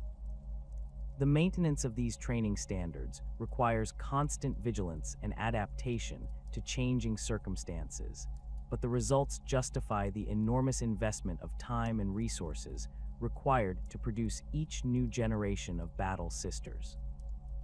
The future of the Adepta Sororitas remains inextricably linked to the broader fate of imperial civilization, their continued effectiveness depending upon the Imperium's ability to maintain the industrial and logistical infrastructure necessary to support their operations while preserving the spiritual foundations that provide the source of their unique capabilities. The challenges facing humanity in the 42nd millennium will test every aspect of their training and doctrine, but their history of triumph over seemingly impossible odds provides reason for confidence that they will continue to serve as the Emperor's faithful daughters regardless of the trials that await them. As the galaxy burns and darkness closes in from all sides, the Adepta Sororitas stand as beacons of pure faith in a universe gone mad. Their power armor gleams with blessed light amid the shadows of war, their voices raised in hymns that drown out the screams of the dying and the roar of enemy weapons. They are the Emperor's daughters, his faithful servants who have never wavered in their devotion, despite 10 millennia of constant warfare and sacrifice. In humanity's darkest hour, when hope seems lost and the forces of chaos press in from all directions, the Battle Sisters remain steadfast in their duty. They are the living embodiment of imperial faith, the proof that humanity's spirit cannot be broken, and the guarantee that the Emperor's light will continue to shine no matter how deep the darkness grows. Their legacy is written in the blood of martyrs and the ashes of the heretical, a testament to the power of absolute faith in an age where faith alone stands between humanity and oblivion.